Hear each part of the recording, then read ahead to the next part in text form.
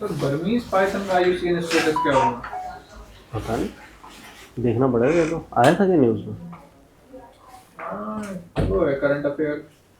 Okay, जनवरी वाला नहीं group पे भेजा है क्या किसी ने? नहीं, मैं ना इस पे चेक करता रहता हूँ, ये बाजीराव रवि की यूट्यूब चैनल अच्छा, देखते रहते हैं। क्यों न्यूज़ में था ये? ये किसी यूनिवर्सिटी ऑफ फ्लोरिडा का data collected by Burmese Python. पता नहीं, जब तक इंडिया से रिलेटेड कुछ ना हो ना, हाँ मतलब वही है। ऑलमोस्ट इम्पॉसिबल है। ऐसे तो फिर दुनिया भर के पढ़ते रहेंगे तो हज़ारों आते रहेंगे यार।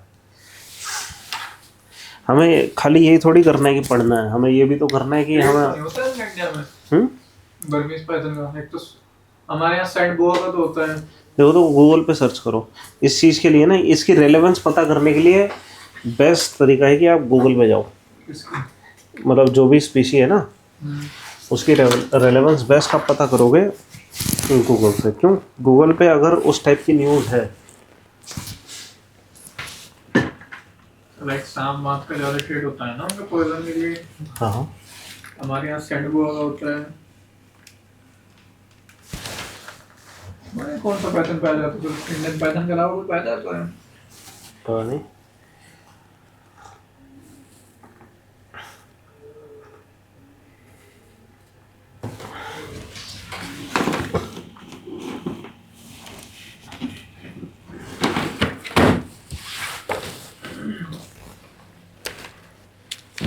पाइथन अजगर को कहते हैं ना।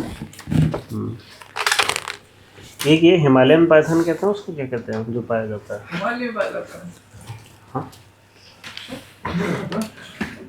मुझे लगा वैसे ह्यूमिड वाले क्लाइमेट में ज्यादा पाया जाता है, मुझे पानी पानी हाँ तो ज्यादा इकोसिस्टम। हिमालय में है ना, वो जो गले में डाल के घूमते रहते हैं, वो कहाँ से पकड़ के लाते हैं? हिमालय के जंगलों से पकड़ पकड़ के लाते हैं।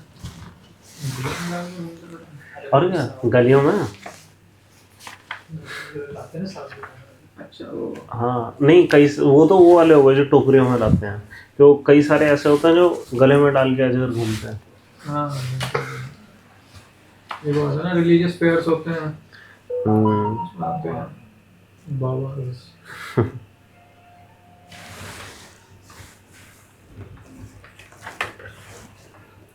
चलो, हम थे 104। वाटर पोल्यूशन कर रहे थे, है ना? वाटर पोल्यूशन में ज़्यादातर चीज़ें आई थिंक हो गई हैं। अच्छा, यहाँ पे ना इंटरनेशनल स्टैंडर्ड 106 पेज पे दे रखा है।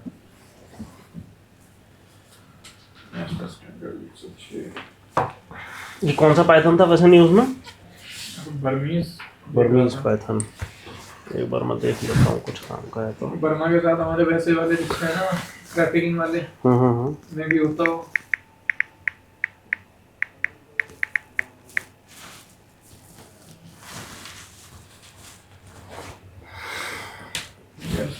प्रिंटिंग वाटर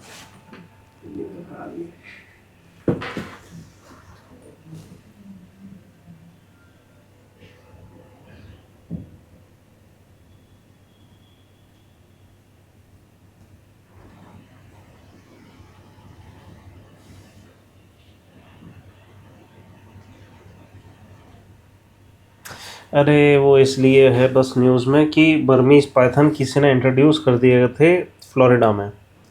अच्छा ऐसा। इन्वेजिव स्पीशीज है, तो अब उन्होंने कोई तरीका निकाला है उनको हंट डाउन करने का। क्यों? क्योंकि इन्वेजिव स्पीशी है वहाँ के, मतलब इकोसिस्टम में मतलब जो फूड है उसको ख़त्म कर देते होंगे। प्रेडेटर हाँ, प्रेडेटर है। हाँ जी, सही। नहीं बढ़िया, पहले इंट्रोड्यूस क्या मार रहे हैं।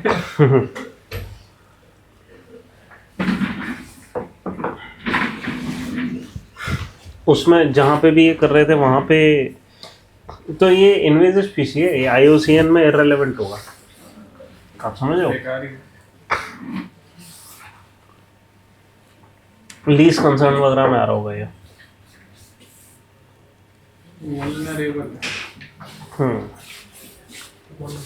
मॉर्निंग।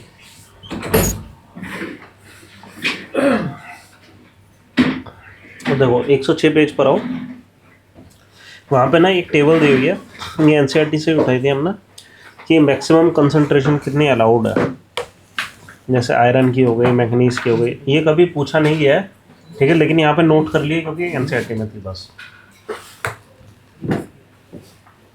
नहीं ये तो ये इसकी है, बंडल में से निकाल के, ठीक है। इसके अलावा ज़्यादातर चीज़ें हो गई थी। बस एक चीज़ हम करेंगे, क्या हमने ये तो देख लिया था कि वाटर पोल्यूशन होता क्या है ना। अब हमें ये स्ट्रेटजीज देखनी है कि किस तरीके से हम वाटर को साफ करते हैं, ठीक है। और यहाँ पे जो असम्पशन होगा ना एकदम डर्टी वाटर का करना, क्या? हाँ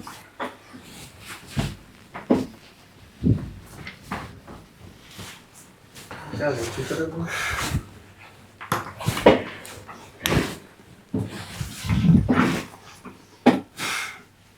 वाटर का, मान लीजिए वेस्ट वाटर को इनपुट दे रहा हूँ मैं, ठीक है। सबसे पहले इसमें इम्प्योरिटीज़ क्या क्या है मेरे को बताओ।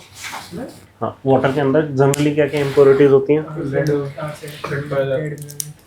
ये सब है, ओके। लेकिन सबसे बड़ी इम्प्योरिटी कौन सी है? नहीं नहीं लेड तो नहीं है, नहीं, बैक्टीरिया, ऑर्गेनिक मैटर, बायो है ना। तो हमें करना क्या होता है, सबसे पहले इसमें से सबसे पहले वेस्ट वाटर को हम एक ग्रिट चेम्बर से गुजारते हैं, ग्रिट चेम्बर, ठीक है। ये क्या होता है, सिर्फ ऐसे ये जालियां होती हैं, सिंपल। में क्या बोलते हैं, वाटर प्यूरिफायर। हाँ, हर जगह होता है, यहाँ पर भी है। बात अलग है, हम उसकी उतनी ओवर कैपेसिटी पे चलाते हैं कि काइंड ऑफ काम करिए। 6 ट्रीटमेंट आता है, हाँ पता नहीं कितने होंगे, ठीक है। सबसे पहला एक होता है ग्रिट चेम्बर की, पानी आया, ग्रिट चेम्बर से गया, और यहाँ से जो सॉलिड्स हैं वो निकल जाएंगे, ठीक है। अब सॉलिड्स कैसे कैसे हो सकते हैं, जैसे स्टेम्स हो गई, है ना, या और प्लास्टिक वेस्ट वगैरह वगैरह, ये सारी चीज़ें ऊपर से निकल जाएंगी। इसको नॉर्मली सॉलिड वेस्ट मैनेजमेंट हम जैसे करते हैं उसका मैनेजमेंट हो जाएगा, ठीक है। फिर एक बार ग्रिट चेम्बर से निकल गया, फिर देखो यहाँ पे आपके 106 पेज पर ही दिया हुआ है, फिर है स्किमर, ठीक है। ये क्या है कि सॉलिड, दूसरे किस्म का सॉलिड वेस्ट जैसे फिशीज वगैरह, है ना।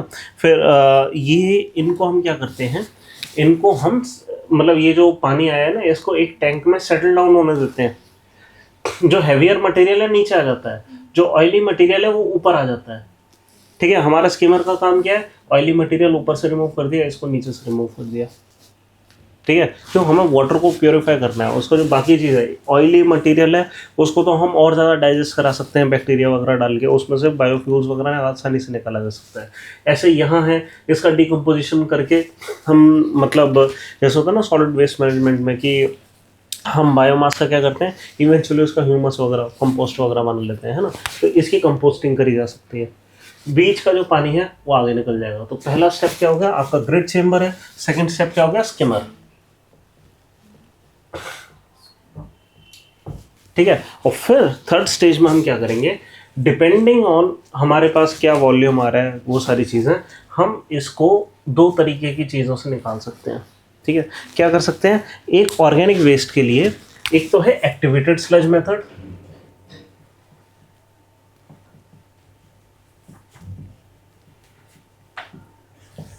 जिसके अंदर हम जो ऑक्सीजन है उसकी वैल्यू को कम नहीं होने देते। एक्टिवेटेड स्लज मेथड क्या है, ये क्विक है, हाँ क्विक है, कंटिन्यूअस है, और इसमें लगातार ऑक्सीजनेशन होती रहती है, ठीक है। तो एक्टिवेटेड स्लज क्या है, is remove by sand drying beds और machine, this can be use, हाँ ठीक है, वो कुछ नहीं है। ये एक्टिवेटेड स्लज, इसमें मेनली क्या होता है, आपको फाइनली जो मिलता है ना वो एक स्लज मिलता है, उसको आप किस चीज़ में यूज़ कर पाओगे, ठीक है। एक तो ये हो गया, एक यहाँ पे चलो ये हो गया, ये तो हमारा क्या हो गया, ऑक्सीजन के साथ एरोबिक डिकम्पोजिशन कर ली। एक हम एनारोबिक कर सकते हैं। एनारोबिक में क्या होगा, जैसे इसका कोई एग्जांपल, गोबर गैस, है ना, बायोगैस वगैरह, है ना। इस केस में हम क्या करते हैं, इसको कंसंट्रेट करने की कोशिश करते हैं और चेम्बर के अंदर डाल के महीने भर के लिए छोड़ देते हैं। इसके अंदर एनारोबिक बैक्टीरिया को सीड करके एक बार ये कर दिया तो आपको उसमें से मीथेन लगातार मिलती रहती है ना, and so on and so fourth. ये चीज़ होती है, ठीक है, ये चीज़ हो गई। एक और तरीका है, ये तो हमने ट्रीटमेंट कर दी, यहाँ से कुछ निकाल लिया और ये सारी चीज़ें, ठीक है। लेकिन इससे अगर आपने गोबर गैस ली है और ये एनारोबिक मतलब डाइजेशन वगैरह करा है, जनरली आपको जो एंड प्रोडक्ट मिलेगा वो क्या होगा कि आपको यहाँ पे गैस मिल गई, कुछ यहाँ सॉलिड्स मिल गए, ठीक है, और वाटर आपको बहुत धीमे से मिलेगा, ठीक है। तो ये मेथड वो मेथड नहीं है जिससे कि आप वाटर लेना चाहोगे। हम वाटर को अगर ट्रीट करना चाहेंगे तो एक्टिवेटेड स्लज से, अगर हम खाली ये करना चाह रहे हैं कि सीवेज से हम कुछ काम की चीज़ उठाना चाह रहे हैं तो हम इस तरीके से जाएंगे और बायोगैस वगैरह यूज़ करेंगे, ठीक है। और हम सिर्फ ठिकाने लगाना चाह रहे हैं इन सारी चीज़ों को, तो हम क्या करेंगे, एक और चीज़ का यूज़ कर सकते हैं, सेप्टिक टैंक, ठीक है। सेप्टिक टैंक्स क्या करेंगे कि कुल मिलाकर आप सिर्फ एक पिट खोदेंगे, ठीक है, इस तरीके की पिट जिसको सोखता बोला जाता है, ठीक है, कि यहाँ पे डिकम्पोजिशन आप अलाउ करो और इवेंचुअली होगा क्या कि यहाँ पे जो डिकम्पोजिशन होता रहेगा, जो भी इस पिट के अंदर जा रहा है डिकम्पोज होकर वो स्लज बैठता चला जाएगा, ठीक है। और इवेंचुअली क्या होगा कि मान लो साल 2 साल बाद उसको खाली कर लिया उस पर, क्योंकि ये डिकम्पोज्ड प्रोडक्ट है फाइनली, है ना, तो जब ये स्लज है इसको खाली कर लिया गया, बाद में हम क्या कर लेंगे इसका कि इसको मैन्योर में तब्दील कर देंगे। हाँ, घरों में होता है, उसकी क्लीनिंग करानी पड़ती है बाद में, है ना। और जनरली क्लीनिंग किसी ज़माने में तो मतलब पाइपों से वैसे होती थी, आजकल जो क्लीनिंग है उससे होती है पंप की मदद से, है ना। तो ये आसानी से इसकी क्लीनिंग हो जाती है, पहले मैनुअली करते थे, ठीक है।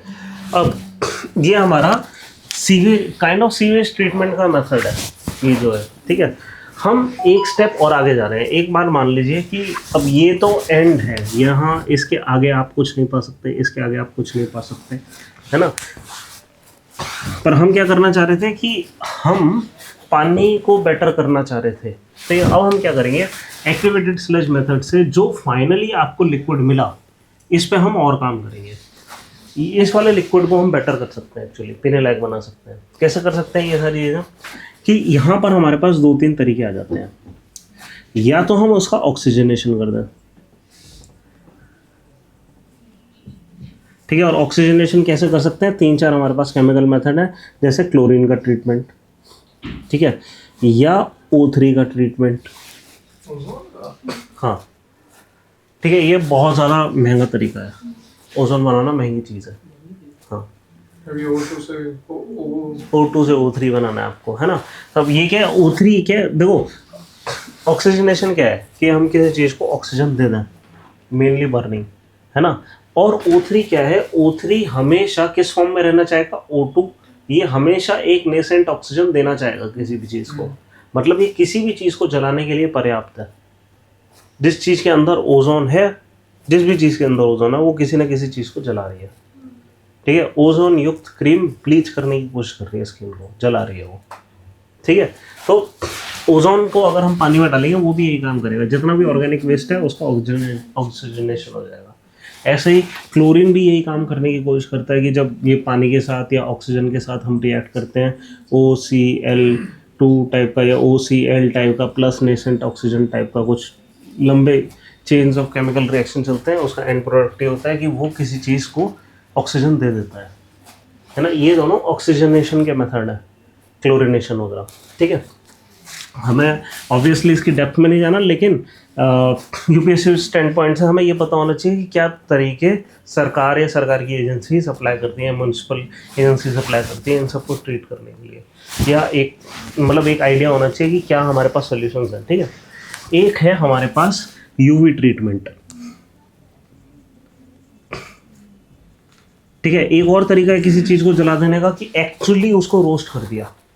पानी रोस्ट कैसे कर सकते हैं, मतलब पानी को रोस्ट नहीं कर रहे, उसमें यूवी हम डालेंगे, और यूवी क्या है, हमें कैंसर दे सकती है, तो बैक्टीरिया के साथ तो क्या करेगी उसकी, तो समझ रहे हो, प्रोटेक्टिव लेयर उतनी भी तगड़ी नहीं है, हाँ, हमने हाई एनर्जी रेज दे दिया, ठीक है, ये हैं, वायरस नहीं मरता इससे ना, वायरस नहीं मरते, ठीक है। लेकिन पर मैं सही बता रहा हूँ, ज़्यादातर हमारी जो लड़ाई रही है हिस्ट्री में बैक्टीरिया से रही है, ठीक है। और ज़्यादातर वायरस वो रेस्पिरेटरी रूट वाले वायरस होते हैं, ठीक है, या सेक्सुअल ट्रांसमिशन वाले वायरस होते हैं, वो सब हमारी बड़ी प्रॉब्लम है, ठीक है। वरना ये जो ओरल फीकल रूट से नहीं आते इतने वायरस, मेनली बैक्टीरिया है हमारी प्रॉब्लम, है ना, कोलेरा वगैरह हो जाता है। माइक्रोप्लास्टिक का क्या वो सोर्स हो सकता है? हाँ, माइक्रोप्लास्टिक अभी हम करेंगे प्लास्टिक्स, करेंगे।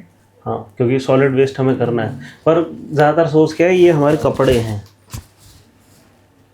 क्योंकि हमने क्या करा कि इसके अंदर जैसे ये है ना, प्योर कॉटन तो हमने लिया नहीं, इसके अंदर मिक्स कर दिया, ठीक है। मिक्स करने के लिए हमने फाइबर ले लिए, और ये फाइबर जब भी हम हर बार धोएंगे तो माइक्रोप्लास्टिक पानी में निकल जाएगा, समझे ना। तो मेन सोर्स एक्चुअली है, अब कुछ नहीं कर सकते उसका, बहुत छोटा है, नहीं, बैक्टीरिया खा लेते हैं उसको, हाँ, और फिर हमारे फूड चेन में आ जाते हैं, नहीं, हमारे सेल में मिलते हैं। अभी आगे जब वापस एक साथ कब आएंगे, जब कभी 1 मिलियन साल बाद हम डिकम्पोज होकर कहीं प्लास्टिक बने मिलेंगे, मतलब कहीं क्रूड ऑयल बने मिलेंगे, तो हम में से प्लास्टिक निकलेगी, ब्लड तक में प्लास्टिक आ गई है, नहीं बस हमारे अंदर प्लास्टिक होगी, क्या पता किसी ज़माने में न्यूट्रिशन बन जाए हमारे लिए। बता करो यार, सीरियसली ले तुम तो। प्लास्टिक की बोतल है, पॉसिबिलिटी तो देखी। ठीक है, और अगला ट्रीटमेंट है क्या, बॉइलिंग, सिंपल बॉइलिंग, ठीक है। तो यहाँ कुल मिलाकर आपको जलाना है, या तो ऑक्सीजनेशन कर दो, है ना, या फिर जला ही दो, ठीक है, तो बैक्टीरिया मर गए। बेस्ट ट्रीटमेंट क्या रहेगा बल्ब के लिए?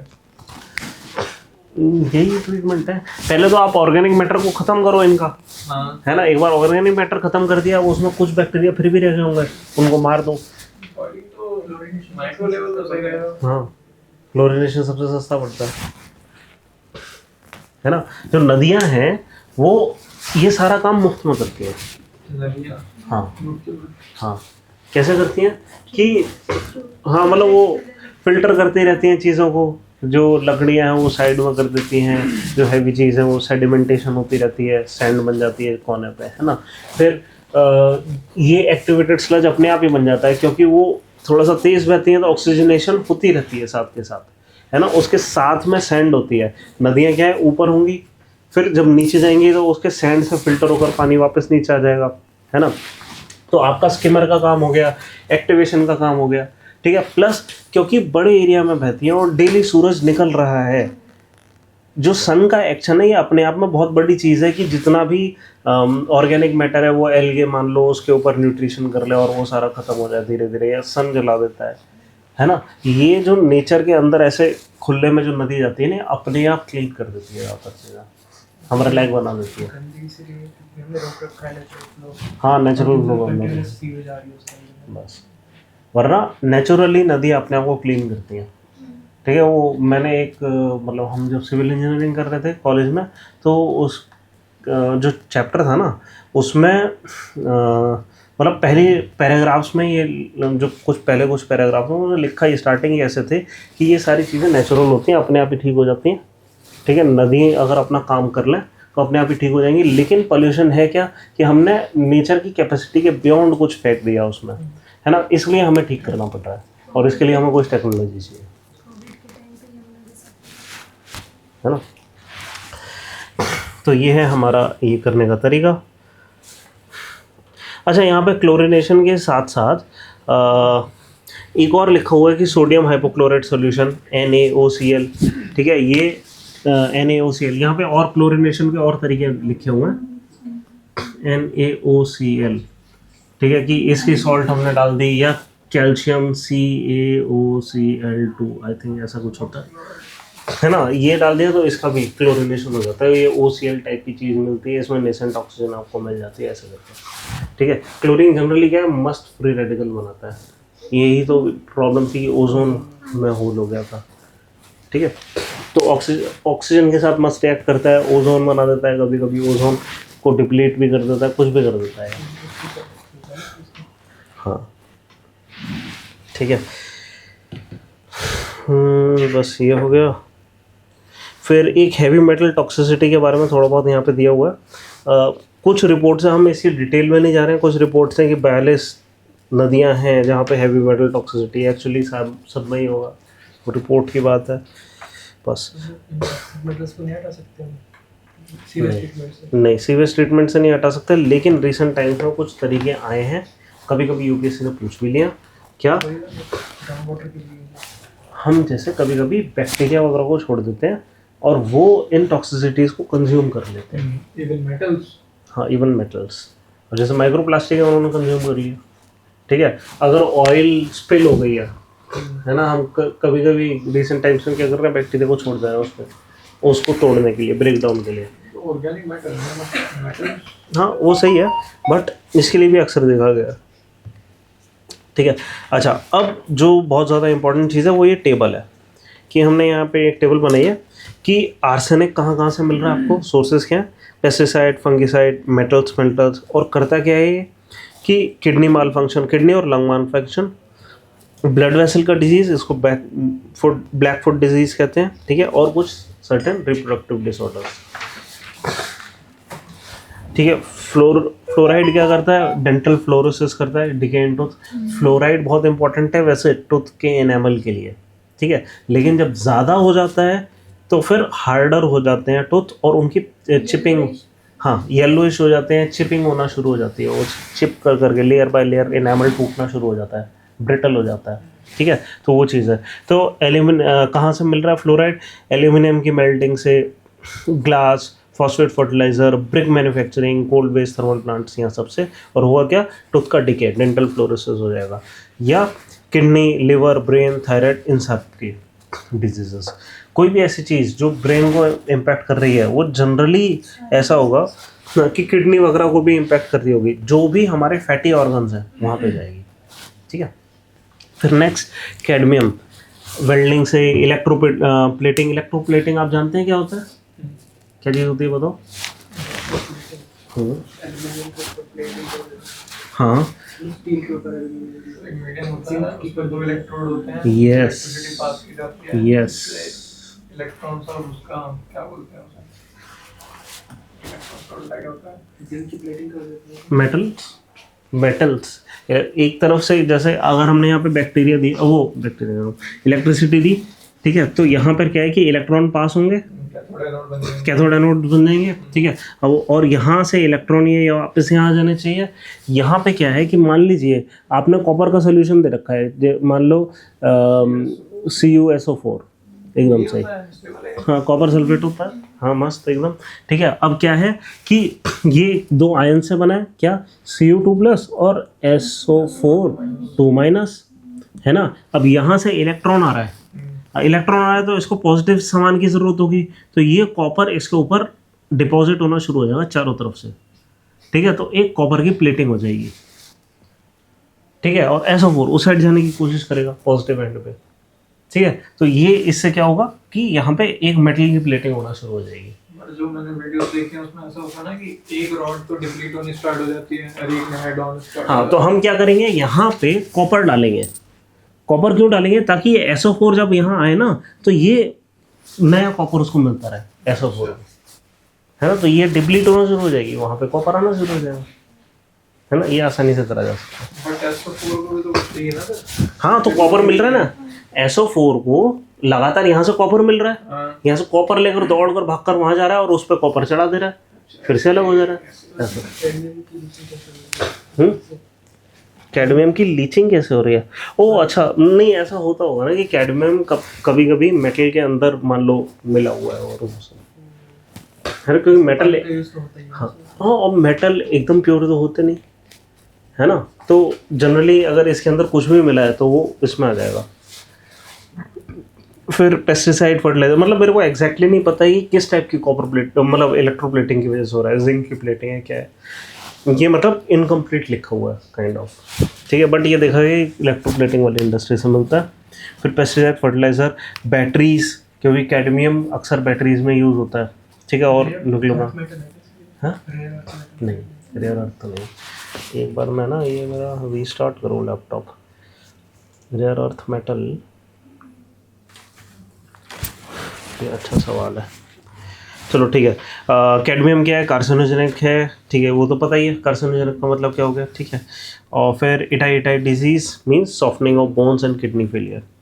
फिर मर्क्यूरी, पेस्टिसाइड, बैटरी, पेपर, ठीक है, इंडस्ट्रीज़, ठीक है। इससे होता क्या है? Minamata disease. मिनामाटा एक जगह है, कहाँ पर? जापान में। वहाँ पे शायद कभी ऐसा हुआ होगा कि उसके बाद था ना वो जो न्यूक्लियर पावर प्लांट था, कुछ हो गया था उसमें, फुकुशिमा में। उसके बाद का तो नहीं है। मैं श्योर नहीं हूँ, बट एनीवे मिनामाटा डिजीज़ क्या है? न्यूरोलॉजिकल डिसऑर्डर है कि जो मर्क्यूरी है it gets store in our fat tissues. अब फैट टिश्यूज़ कहाँ कहाँ पर होते हैं? मेनली हमारे ब्रेन के अंदर होता है। ब्रेन काफ़ी कुछ उससे बना हुआ है, याद है मैंने बताया था जब ब्रेन कर रहे थे, है ना। तो अक्सर क्या होगा कि अब कहीं कोई भी चीज़ फैटी है, जैसे लिवर है ना, तो मर्क्यूरी क्या होगा? वहाँ पे स्टोर हो जाएगा और यहाँ पे स्टोर हो जाएगा। मतलब फैट मॉलिक्यूल से ज़्यादा अट्रैक्ट करते हैं। नहीं, कुछ ऐसी चीज़ होती है, जैसे याद है मैंने एक बार साइंस की क्लास में ही बताया था कि लाइक अट्रैक्ट्स लाइक, है ना, और हाँ पोलर जो वाले जो वो पोलर के साथ आएंगे, नॉन पोलर वाले नॉन पोलर के साथ आएंगे। जो मर्क्यूरी है जनरली ऑर्गेनिक कंपाउंड जब भी बनाता है वो फैटी टाइप के, ऑयली टाइप के कंपाउंड्स बनाता है, नॉन पोलर चीज़ों के साथ कंपाउंड बनाता है। अब नॉन पोलर चीज़ें नॉन पोलर चीज़ों के साथ जाएंगी, ठीक है, और वो फैट वहाँ पर स्टोर हो जाएगा। और फैट की सबसे बड़ी प्रॉब्लम क्या है कि जनरली हमारे बॉडी के टिश्यूज़ का हिस्सा वो बन जाती है। अगर मान लो वाटर बेस्ड होता तो हम पानी पीते, जैसे नॉर्मल सॉल्ट्स होते हैं, हमारी किडनी फिल्टर आउट करके बाहर कर देती है। ये नॉर्मल सॉल्ट नहीं है मर्क्यूरी, अगर ये सॉल्ट बनाता तो किडनी बाहर कर देती है इसको। अभी क्योंकि ये फैट में आ रहा है तो लगातार ये एक्यूमुलेट होता जाएगा, ठीक है, और सर्टेन कंडीशन पे पहुंचने के बाद हमारा ब्रेन का फेलियर हो जाएगा, ब्रेन डेड हो जाएगा बंदा, ठीक है। फिर निकल, ओके, ये भी इलेक्ट्रोप्लेटिंग से आ रहा है। Zinc base coating, battery industries, ठीक है। डर्मेटाइटिस मीन्स स्किन का कोई डिजीज है, हाँ? फिर zinc, refineries, brass manufacturing, metal plating, okay, present in small quantity, ठीक है। क्रोमियम भी कह रहे हैं कि प्रेजेंट इन स्मॉल क्वांटिटीज है, नॉट इम्पोर्टेंट देन। फिर मैग्नीज ऑब्वियसली बेंडिंग से आएगा, जहाँ पे भी आयरन आएगा वहाँ पे निकल मैग्नीज आ जाते हैं ना, तो ये हो गया। फिर present in small quantities, okay. फिर लेड, बर्निंग ऑफ पेट्रोलियम, कोल वगैरह, ठीक है। ये भी लेड का भी एकदम सेम है जैसे कि मर्क्यूरी के साथ है कि ये भी हमारे इसमें आ जाता है। ये दोनों हैवी मेटल है, लेड भी और मर्क्यूरी भी, ठीक।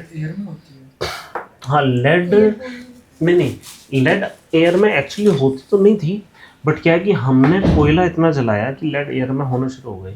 हम क्या है कि टेट्राइथाइल लेड वगैरह यूज़ करते थे, इसको टीएल तेल कहते हैं। मतलब ब्रीथ भी करें नहीं, अब उस ज़माने में जब हम लेडेड पेट्रोल यूज़ करते थे ना तो हवा में ज़्यादा हो गई थी लेड, है ना, और हम फिर मतलब किसी भी रूट से अगर इनहेल कर रहे हैं उसको तो फिर वो हमारी बॉडी टिश्यूज़ में आना शुरू हो जाती थी। एक पॉइंट ऑफ टाइम पे लेड, क्योंकि हमें बहुत पुराने टाइम से पता है ना, आई थिंक सिसर बोलते थे इसको संस्कृत में, तो क्या था कि लेड को इनफैक्ट ग्रीक में पता है क्या था, लोग मेडिसिन में लेड यूज़ करते थे।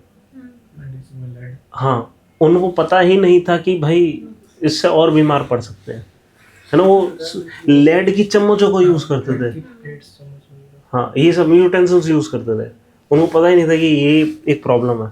आपको पता है कि ये जो मेटल मर्क्यूरी है ना, अगर हम इतनी अगर ख़तरनाक चीज़ है कि हमारे ब्रेन में स्टोर होना शुरू हो सकती है, तो हम इसे थर्मोमीटर में क्यों डाल रहे हैं, उस थर्मोमीटर को मुंह में क्यों डाल रहे हैं, है ना, ये तो बड़ी अजीब चीज़ है। बट क्या है कि मेटल मर्क्यूरी इतनी प्रॉब्लमेटिक चीज़ नहीं है, सिर्फ ऑर्गेनिक मर्क्यूरी प्रॉब्लमेटिक चीज़ है। वो अगर मुंह में चली भी गई इवेंचुअली हो सकता है वो मतलब इंटेस्टाइन एक्चुअली उसको एब्जॉर्ब भी नहीं करेगा। मतलब कि मर्क्यूरी का कोई कंपाउंड बन गया ऑर्गेनिक, समझ रहे हो, Hg टाइप का कोई कंपाउंड बन गया जो ऑर्गेनिक है। जैसा होता है ना हेमोग्लोबिन, उसके बीच में आयरन है, आयरन ने एक ऑर्गेनिक कंपाउंड बना लिया, है ना, वो चीज़ ऐसा कुछ अगर कंपाउंड बन गया तो प्रॉब्लम है। मर्क्यूरी की प्रॉब्लम क्या है, मर्क्यूरी तगड़ा डिसॉल्व करता है किसी मेटल को, उसके अंदर इतनी इम्प्योरिटीज़ होंगी ना, अक्सर ऐसा देखा गया है कि मर्क्यूरी, क्या लोग अक्सर मर्क्यूरी के साथ खेलते हैं, हाथ में लेते हैं और ये सारी चीज़ें, कुछ नहीं होगा। पर कब प्रॉब्लम होगी, जब उसके अंदर दूसरे मेटल्स डिजॉल्व होंगे, इंक्लूडिंग लेड डिजॉल्व हो जाता है कभी कभी, है ना। तो लोग मर्क्यूरी के साथ कांटेक्ट में आके लेड की टॉक्सिसिटी पा लेते हैं, उल्टा हो जाता है, ठीक है। तो मर्क्यूरी उस सेंस में खतरनाक हो जाता है कभी कभी। खैर लेड भी लगभग वैसा ही है जैसे कि मर्क्यूरी है, ये भी फैटी टिश्यूज में जाएगा तो ब्रेन, किडनी, है ना, इन सब का डैमेज करेगा। एनीमिया, वीकनेस, ओके, ये मेरे को नहीं पता। तो सिम्टम्स में इंक्लूड, हाँ, मतलब आयरन की कमी, तो हो सकता है कि वो आयरन को रिप्लेस करके खुद बैठ जाता हो, काइंड ऑफ। तो सिम्टम्स में include abdominal pain, constipation, headache वगैरह, ठीक है, ओके। ये अपना बायोलॉजिकल डिजास्टर, वो सब ठीक है। अच्छा हाँ, प्रॉब्लम ऑफ फ्रॉथ। फ्रॉथ क्या होता है, अब देखो ये चीज़ आपने अक्सर देखा होगा कि यमुना में फोम दिखाई देता है ना, वो क्या है, इसको हम कहते हैं फ्रॉथ। शैम्पू की तरह यूज कर रहे थे नानी वाले। कौन उसमें बिहार में क्या होता है, वो छठ पूजा, जब छठ पूजा में लोग यमुना में जाते हैं ना नहाने। हाँ, शैम्पू की तरह बालों पे लगा रहे हैं उसे। आप तो पिक्चर देखना गूगल पे, आपको मिल जाएगी। शैम्पू साबुन मिल रहा है। विश्वास थोड़ा ज्यादा हो गया, खतरनाक है। देखो अब ये आता कहाँ से है, फ्रॉथ, ठीक है। सबसे पहली बात ये होता क्या है, देखो जनरली कोई भी इस टाइप की जो बबली लेयर होती है ना, वो किस चीज़ से बनती है, बबल्स का मैकेनिज्म याद है, हम मैंने कहीं बताया था, क्या था बताओ। हाँ, सो वो जो एक्शन ऑफ सोप है, तो इसमें होता क्या है एक्शन ऑफ सोप में, कि जनरली हाँ सरफेस, मतलब ये बनती कैसे है ये टेंशन, कि बहुत सारे मॉलिक्यूल्स हैं, उनके बहुत सारे हाइड्रोफिलिक एंड्स हैं, हाइड्रोफिलिक एंड्स और हाइड्रोफोबिक एंड्स, ठीक है। जो फिलिक एंड है वो पानी के साथ आ गए, जो फोबिक एंड है उसने डर्ट को मान लो कैप्चर कर लिया, है ना, इस टाइप की चीज़ हो गई, ठीक है, इस टाइप का सिस्टम बना दिया। अब ये जो लेयर है, ये क्या है, एक लेयर बन गई। ऐसी लेयर अगर बड़ी हो जाती है, इसी को हम क्या कहते हैं, बबल। समझ रहे हैं, ये चीज़ हो गया एक बबल। अब कहने का मतलब क्या है, ये किस चीज़ से बना है, ये ऑर्गेनिक कंपाउंड से बना है, या ऑर्गेनिक है इन नेचर। तो यस, ये ऑर्गेनिक है। नहीं, कभी कभी सर्फेक्टेंट्स वगैरह इन सबको भी यूज़ करके हम बना लेते हैं, है ना, वो सिंथेटिक फॉर्म हो गई, लेकिन वो भी ऑर्गेनिक कंपाउंड से बना है। सर्फेक्टेंट्स हैं, कुछ भी हो उसमें, जो भी सॉल्ट हो, अजीब सी सॉल्ट हो, लेकिन उसमें पक्का एक साइड ये, ठीक है, सॉल्ट यहाँ होगी ना, दूसरी साइड है वो हाइड्रोफोबिक एंड आपको कहीं पर मिल जाएगा, है ना। वो ये चीज़ क्या है, एक फिल्म बनाएगी। अब ये जो फिल्म है, या तो ठीक है कि अनट्रीटेड सीवेज वगैरह डाला गया है, इसलिए क्या है कि सोप वगैरह उसके अंदर है, ठीक है, तो हो सकता है कि वो सोप ही लगा रहे हो जिसका वो फोम हो, लेकिन ये ज़रूरी नहीं है, ठीक है। और जो दूसरी चीज़ें हो सकती हैं कि अनट्रीटेड सीवेज से अगर उसमें सोप ना भी मिला हो, तो भी वो ऑर्गेनिक कंपाउंड, उसके अंदर से कुछ कंपाउंड्स अलग हो जाएंगे, जो हाइड्रोफोबिक, हाइड्रोफिलिक एंड वाले होंगे वो ऊपर तैर कर आ जाएंगे, वो फोमिंग कर देंगे। बाकी हमने देखा ना कि भाई स्किमर में क्या है कि कुछ चीज़ें ऊपर आ जाती हैं, कुछ चीज़ें नीचे आ जाती हैं, ये ऐसा कुछ हो रहा है ना। तो कहने का मतलब क्या है, वो सीवेज का ही एक हिस्सा था जो कि फोमिंग हो गई जिसकी, समझ रहे हैं। तो क्या क्या चीज़ें हो सकती हैं, या तो अनट्रीटेड सीवेज है,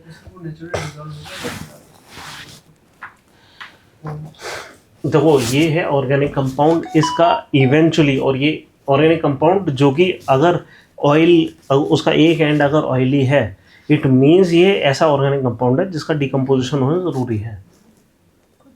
ये हद से ज़्यादा इसमें ऑर्गेनिक मैटर है, नहीं खुद से नहीं होगा, हद से ज़्यादा जब ऑर्गेनिक मैटर हो जाता है ना, तो ऑर्गेनिक मैटर इतना हो जाता है कि उसमें इतना सारा ऑर्गेनिक मैटर है कि छनकर जो इस टाइप के कंपाउंड्स हैं ऊपर आ गए। अब ये जो सीवेज है ना, जो यमुना सीवेज हो गई है, इसमें पूरी डेप्थ में आप जाओगे ना, लेयरिंग मिलेगी, नीचे अलग टाइप का ऑर्गेनिक कंपाउंड, यहाँ अलग टाइप का, यहाँ अलग टाइप का, ये अलग टाइप का ऑर्गेनिक कंपाउंड है जो ऊपर आ गया टॉप पर, उस टाइप के ऑर्गेनिक कंपाउंड जो फॉर्मिंग कर रहे हैं। हाँ, तो मतलब रिसेंट ईयर्स में और ज़्यादा वहाँ पे ऑर्गेनिक कंपाउंड पहुँच गए हैं, समझ रहे हैं? तो कहाँ से आ रहा है ये untreated sewage? It precipitates frothing during the period when the rivers flow is lean, it is not able to wash off its detritus. ठीक है, डेट्रेटस क्या होता है? वही जो ये ऑर्गेनिक कंपाउंड जिसको और ज़्यादा हम डिकम्पोज नहीं कर पा रहे होते हैं, वो वाला, है ना? फिर या एक्चुअली डिकम्पोज नहीं कर पा रहे होते, जो डेट्रेटस फूड चेन का स्टार्टिंग पॉइंट होता है ना, मतलब क्या कि organic waste, detritus means organic waste कुल मिलाकर, राइट? फिर पोल्यूशन बाय पेपर मिल या शुगर मिल, यहाँ से भी कई सारे ऐसे ऑर्गेनिक कंपाउंड आते हैं जो इस टाइप की फ्रॉथिंग कर पा रहे हैं। ठीक है, ये हो गया। फिर लोअर फ्लो, अगर ज़्यादा फ्लो होता तो फिर इतनी ज़्यादा ये कंपाउंड एक्यूमुलेट ही नहीं हो पाते जितने की, जिससे कि फ्रॉथिंग हो जाती है ना, डाइल्यूट हो जाता। फिर ऐसा है ना कि भाई अगर आप वो सर्फ वाला भी वो लो, है ना, उसमें खूब सारा एयर डालोगे, बबल्स बन जाएंगे, उसमें आप लगातार पानी डालते जाओ, एक पॉइंट ऑफ टाइम पे इतना डाइल्यूशन अपने आप आ जाएगा कि आप उसमें हवा डालो और वो बबल्स नहीं बनाएंगे, है ना। फिर according to NGT committee report की 22 किलोमीटर स्ट्रेच ऑफ यमुना, अच्छा हाँ ये तो ठीक है, ये आप कहीं पे भी लिख कर डाल सकते हैं कि ये 22 किलोमीटर की स्ट्रेच है ना यमुना की, टोटल लेंथ का खाली 2% है और 75% पॉल्यूशन यहाँ से आता है। साहिबी नदी ही तो नजफ का ड्रेन है। नहीं, हमारे उसके पीछे है जहाँ पे मैं रेंट पर रहता हूँ। हाँ तो नजफ का ड्रेन है नहीं, बट साहिबी नदी दिखाता है गूगल मैप्स में। लो आजकल दिखा रहा है, हम जैसे लोगों ने ना इतनी बार गूगल वो पिंच करा कि भाई ये नजफगढ़ ड्रेन नहीं है। अब मैं आपको 10 साल पुराने जितने भी एटलस के मैप वगैरह दिल्ली के दिखाऊंगा, सब में नजफगढ़ ड्रेन लिखा हुआ वहाँ पे। वो उसको ट्रेस किया था, वो कहीं जो अरावली के हिल्स है ना राजस्थान, वहीं से आती है। हाँ। नहीं, पुराने टाइम में भी साहिबी थी, जो पुराने बुड्ढों से पूछोगे ना वो बोलोगे ये साहिबी नदी है, फिर बाद में उसको नजफगढ़ ड्रेन बना दिया गया। नदी लायक नहीं बची, राजस्थान से निकल के दिल्ली तक आती है। हाँ, और कहाँ पे बर्बाद हो चुकी होती है, एक्चुअली हरियाणा में गुजरते हुए बर्बाद हो चुकी होती है। एग्रीकल्चर में जितना भी फर्टिलाइजर डालते हैं पानी के साथ वॉश ऑफ होकर इसमें आ जाता है। ये नदी सफेद बचती नहीं है, हरी हो चुकी होती है। ठीक है, इसमें यूट्रोफिकेशन पहले हो चुका होता है। नजफगढ़ में आने के बाद इसके अंदर सीवेज और आता है, फिर ये काली हो जाती है ना। तो कभी मान लो इसका सफ़ेद पानी होगा, फिर हरा और फिर काला और फिर सफ़ेद हो जाता है, जैसे उसके अंदर फ्रॉथ आती है। नहीं, क्लीन तो नहीं होती वो, फिर वो यमुना में भी आगे जाकर ब्राउन हो जाती होगी, लेकिन वाइट तो नहीं होती होगी। यमुना को और काला बनाती है। ठीक है, ये सब हो गया। अच्छा, इसके अलावा एक और स्टडी थी, ये किसी टाइम पे मैंने बीच में एक बार न्यूज़ में आई थी तो नोट कर ली थी, क्या कि आईआईटी दिल्ली के रिसर्चर्स ये कह रहे हैं कि यहाँ पे फार्मास्यूटिकल कंपाउंड्स बहुत मिल रहे हैं हमें यमुना में, विच मीन्स लोग ओवरडोजिंग कर रहे हैं। या तो दो चीज़ें हो सकती हैं, या तो लोग ओवरडोजिंग कर रहे हैं मेडिसिन की, ओरल फीकल रूट से चली गई, ठीक है, तो पानी में मिल रही है, या फिर फार्मास्यूटिकल इंडस्ट्री दिल्ली की बहुत ज़्यादा डंपिंग कर रहे हैं अपने सीवेज में। जैसे लोग फ्लश कर देते हैं, ठीक है, जाने के बाद जो फार्मास्यूटिकल इंडस्ट्री है वो सीधे सीवेज में, डोमेस्टिक सीवेज में छोड़ दे रही है अपना वेस्ट। हाँ, क्यों ट्रीट करना, महंगा पड़ता है, तो उन्होंने क्या करा कि म्यूनिसिपल उसमें छोड़ दिया। वाटर बोर्ड नहीं करता उसमें, हैं, मतलब देखो बहुत आसानी है सारा चीज़ें पता लगाना। करना क्या है कि मॉनिटरिंग सिस्टम एक छोटा सा करना है, क्या कि हर मोहल्ले में जहाँ पे सारा सीवेज मिलता है वहाँ पे जाकर टेस्टिंग कर लो कि इस सीवेज के अंदर क्या क्या है, और ये देख लो क्या ये डोमेस्टिक वेस्ट से इतना आ सकता है। अगर नहीं आ सकता तो गलियों में कोई इंडस्ट्री चल रही है, पता लग गया, बट इसमें कोई इन्वेस्ट नहीं करना चाहता। समझ लो, ऐसा डिफिकल्ट नहीं है ये सब करना। मैं कह रहा हूँ कि ये जो DTU, NSIT और IIT के जितने बच्चे हैं सिविल इंजीनियरिंग के फर्स्ट ईयर वाले, उनको स्टाइपेंड दो, देखो वो पता लगा लेंगे दिल्ली में कहाँ क्या है। हाँ, एक्स्ट्रा करिकुलर एक्टिविटी, हाँ प्रैक्टिकल हो जाएगा। चलो ठीक है, ये हो गया। अच्छा हाँ, तो मिला क्या है यहाँ पे, आइब्यूप्रोफेन और पैरासीटामोल की हाईएस्ट कंसंट्रेशन मिली है सीवेज में। अब लोग तो खाते कैंडी की हैं। तरह जाते हैं जरूर। हाँ, कैंडी की तरह। खा रहे हैं, ऐसे खाते हैं। हमारे एक लड़का था ग्राफिक डिजाइनर के साथ, वो कैंडी की तरह खा रहा था ये पैरासीटामोल, क्योंकि उसके बॉडी में पेन होता था। फिर एक दिन क्या हुआ, इतना भयानक दर्द हुआ, और वहाँ जब वो हॉस्पिटल पहुंचा तो पता लगा अपेंडिक्स फट गई। वाह। और अपेंडिक्स का दर्द था जिसको इससे दबा रहा था, पैरासीटामोल से। जब मैं 7 साल का था तो मेरा ऑपरेशन हुआ था उसका। तो निकाली गई होगी ना। स्टोन था हाँ तो वो हाइलाइट हुआ था। वो काम की ऑर्गन नहीं है ना? है? हाँ काम के लिए, हाँ काम के लिए। ठीक है, बस और ज़्यादा इसमें कुछ है नहीं। अच्छा, ये देखो हमने जो टेबल बना ली थी ये काफ़ी है, लेकिन फिर भी arsenic contamination, ground water contamination दिख रहा है ना यहाँ पे, आप एक बार पढ़ लेना है ना, पेज नंबर 109 में है। फिर यूरेनियम कंटेमिनेशन एक जगह दिखे हुए है।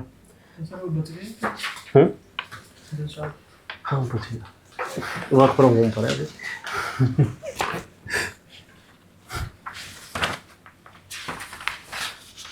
ठीक है, चलो अब हम वापस आ जाते हैं कहाँ पे, एयर पोल्यूशन पे।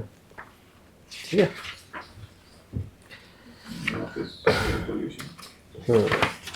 जहाँ से हम इन्वायरमेंटल पोल्यूशन स्टार्ट कर रहे थे। ठीक है, अब इन्वायरमेंटल पोल्यूशन जितना भी हमारा होता है 2 लेवल पर होता है।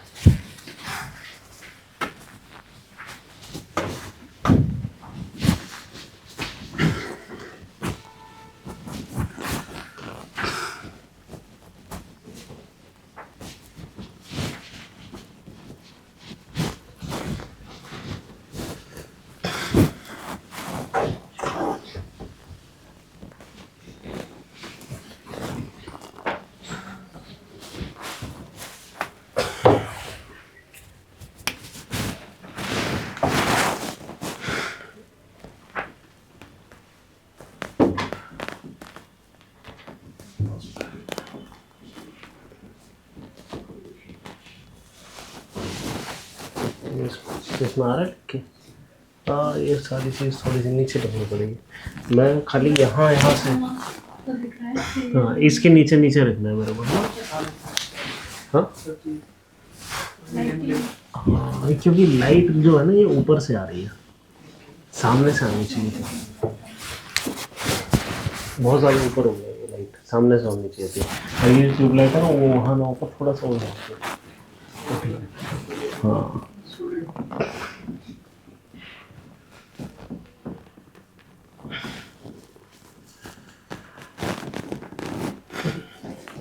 एटमॉस्फेयर पोल्यूशन 2 टाइप का होता है हमारे लिए। हम लेवल्स की बात कर रहे हैं, एक तो ट्रोपोस्फेरिक,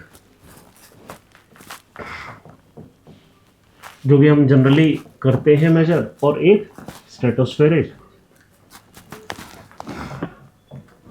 जो कि जिससे हम जनरली लीस्ट कंसर्न होते हैं, लेकिन सिर्फ एक पोल्यूशन है, कौन सा, स्ट्रेटोस्फेयर का, ओजोन वाला, ओजोन डिप्लीशन।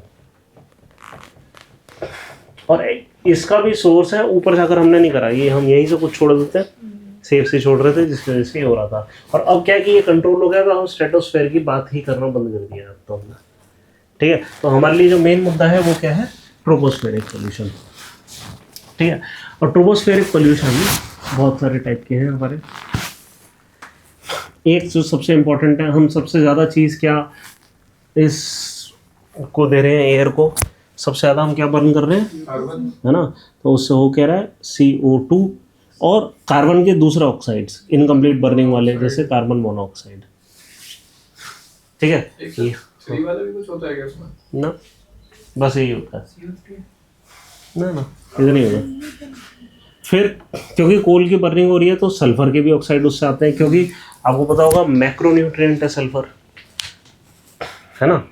और ये जो फॉसल फ्यूल्स बने हैं ये फॉसलाइज्ड हैं। ठीक है, कि ऑर्गेनिक मैटर फॉसलाइज्ड हो गया। एंड व्हाट इज फॉसल, मतलब किसी भी चीज़ का फॉसलाइज्ड हो जाने का मतलब क्या हुआ, लॉन्ग चेन नहीं, एब्रप्ट क्या कहते हैं उसका दब जाना किसी भी चीज़ का मिट्टी में, उससे हुआ क्या, हाई प्रेशर और हाई टेम्परेचर एकदम से मिलेगा in an oxygen deprived environment. ठीक है, तो होगा क्या कि बहुत आसानी से उसका जो डिकम्पोजिशन है, वो जो प्रोसेस है वो रुक जाएगा, डिकम्पोज वो चीज़ ना हो के वहीं की वहीं दब जाएगी। ठीक है, और खाली हाई टेम्परेचर हाई प्रेशर से जो कंपाउंड्स हैं उसके वो अलग हो जाएंगे, है ना। जितना डिकम्पोजिशन होगा हल्का फुल्का डिकम्पोजिशन होगा, उससे होगा कि मीथेन मीथेन अलग हो जाएगी, बाकी जितना भी कार्बन मैटर हो वहीं वहीं दबा रह जाएगा, वो जल नहीं पाएगा, है ना। तो उसका कार्बोनिफिकेशन हो जाएगा इस तरीके से। तो ऐसा कुछ होता है। तो अब क्या है कि यहाँ पे इस जो फॉसिल का जो कंपाउंड मतलब फॉसिलाइज कोई चीज़ हो गई, उसमें सल्फर तो ट्रैप हो ही गया था, तो उससे होगा क्या कि सल्फर के कुछ ऑक्साइड्स SO2 और SO3 बन जाएंगे। इसके अलावा नाइट्रोजन होता है, ठीक है। अब यस, नाइट्रोजन पॉल्यूशन नहीं है, N2O, NO2, N2O5, actually NOx लिख देना चाहिए हमें,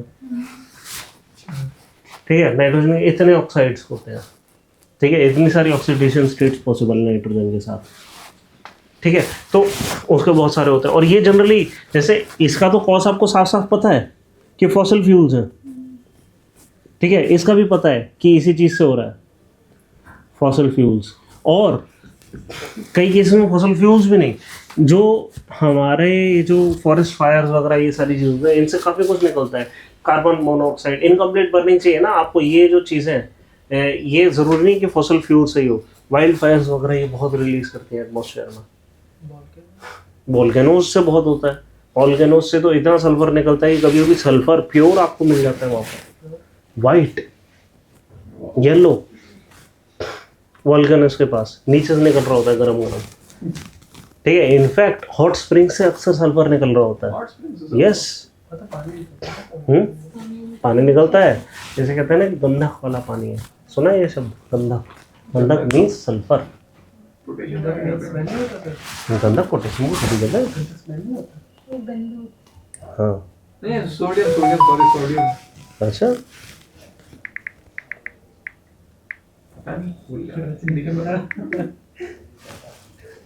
शायद वो तो सल्फर है, गंधक मीन्स सल्फर, गूगल तो ये कह रहा है गंधक इन इंग्लिश सल्फर बोल रहा है। अच्छा, तो जनरली क्या है कि नीचे से है, नहीं नहीं नहीं, ये तो आप ऐसा कर दोगे जैसा ग्रीक ने करा था कि लैंड की स्पून से खा रहे हैं। हाँ वो अक्सर ऐसा कर देते थे लोग, है ना, सल्फर जला देते थे, और पीला जो होता है वो, हाँ, और वो पता नहीं क्यों सल्फर डाइऑक्साइड इनहेल कर रहे थे, मतलब, है ना। बट क्या है कि ऊपर कहीं मिलता है जहाँ पे बर्फ ही बर्फ है, वहाँ पे गर्म पानी आ रहा है नीचे से सल्फर के साथ, ठीक है। तो गंध तो अच्छी है, बट क्या नहाने में बड़ा मजा आ रहा है, गर्म गर्म पानी हॉट स्प्रिंग है ना, तो उसको अच्छा मान लिया गया किसी वजह से। नहीं, जब तक ये H2S SO2 टाइप की चीज़ें नहीं बन जाएगा तब तक नहीं आएगी, ऑक्साइड या हाइड्रोजन के मतलब नहीं, सल्फ्यूरिक नहीं, इनसे आएगी, ऐसे ऑक्साइड वगैरह ऐसे कंपाउंड्स में आएगी, ठीक है। इसकी भी स्मेल होगी सल्फर की खुद की, है ना, लेकिन वो उतनी मतलब कोई बेकार स्मेल नहीं होती वो, ठीक है।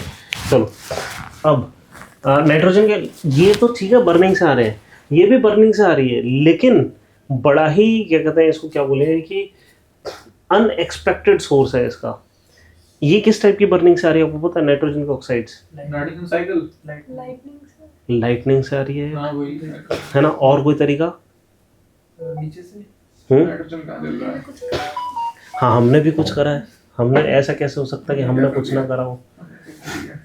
अब ये क्या है कि जो हमारे फ्यूल्स हैं उसके अंदर नाइट्रोजन कंटेंट बहुत कम होता है, एक्चुअली ना मात्र होता है या ना के बराबर होता है। उसके बावजूद यहाँ से इंजन के एग्जॉस्ट है, वहां से नाइट्रोजन के ऑक्साइड्स निकलते हैं, ऐसा कैसे? एटमॉस्फेरिक तो नहीं पकड़ लेते? बिल्कुल भाई, फ्यूल चलेगा कैसे? फ्यूल को जलने के लिए क्या चाहिए? ऑक्सीजन। ये ऑक्सीजन कहाँ से आ रही है? एटमॉस्फेयर। बताओ कहाँ से आ रही है, सोचो। हाँ ये इसको हम कुछ कहते हैं, एक इस डिवाइस को जो कि एयर की मिक्सिंग करवाता है। नहीं, वो तो रेडिएशन करता है हीट का। कार्बोनेटर, कार्बोरेटर बोलते हैं, कार्बोनेटर जो भी है, कार्बोरेटर कार्बोरेटर होता है ना, वो जिसमें लोग कहते हैं भाई कचरा वचरा लग गया और इंजन नहीं चालू हो पा रहा है ना। तो इसका काम क्या होता है? ये एक सिंपल वो मतलब एक सिंपल ना बर्नौली प्रिंसिपल मैंने बताया था ना आपको, है ना, उस टाइप का मैकेनिज्म होता है कि यहाँ से ऑयल की टंकी से एक पाइप आ रहा है, ठीक है, और होगा क्या कि यहाँ से जो इंजन है वो जब एग्जॉस्ट एक साइड से छोड़ देता है, मैंने आपको इंजन का चलने का तरीका बताया था कि एक पिस्टन होती है ना, और वो इससे अटैच्ड होती है, ठीक है, आगे पीछे जाती है तो पिस्टन ऊपर नीचे जाती है ना। और यहाँ पर क्या होता है, एक स्पार्क प्लग होता है, यहाँ पे इनलेट वाल्व्स होते हैं, यहाँ पे आउटलेट वाल्व्स होते हैं। फ्यूल्स के फ्यूल इनलेट से आएगा, आउटलेट पे एग्जॉस्ट। तो जब भी इसने ये कर दिया तो ये कुछ खींचेगा, है ना, जब ये पीछे जाएगा खींचेगा, मतलब इतने प्रेशर से कोई चीज़ अंदर खींची जा रही है, जब ये खींची जाएगी और ये कहाँ से आ रहा है, ये ऐसी चीज़ है ये, ठीक है, कार्बोरेटर के थ्रू होगा। इस ऑब्जेक्ट को हम कार्बोरेटर बोल रहे हैं, ठीक है।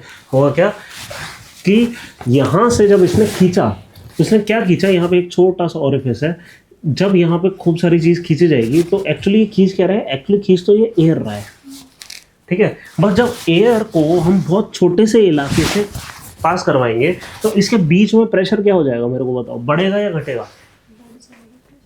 याद करो, लो हो जाता है। जब वेलोसिटी बढ़ती है तो प्रेशर लो हो जाता है, याद है, बर्नौली प्रिंसिपल करी थी। तो प्रेशर यहाँ पे बहुत लो हो जाता है तो ये ऊपर आता है। इसका ना बहुत तगड़ा यूज़ करते हैं लोग, क्या कि एक स्ट्रॉ लेते हैं, ठीक है, और वो क्या कहते हैं, एक छोटा सा ओरिफिस करते हैं बॉटल के अंदर और यूँ फूंक मारते हैं तो स्प्रे निकलती है।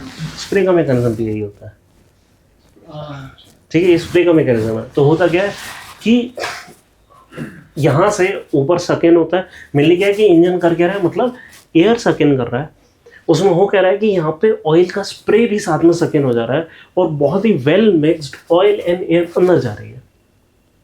ऑयल जब अंदर जा रहा है वेल मिक्स्ड, पूरा पीछे चला गया पिस्टन, फिर उसको कंप्रेस करा गया। फर्स्ट स्ट्रोक व्हेन ये पीछे जाता है, ये हो गया फर्स्ट स्ट्रोक।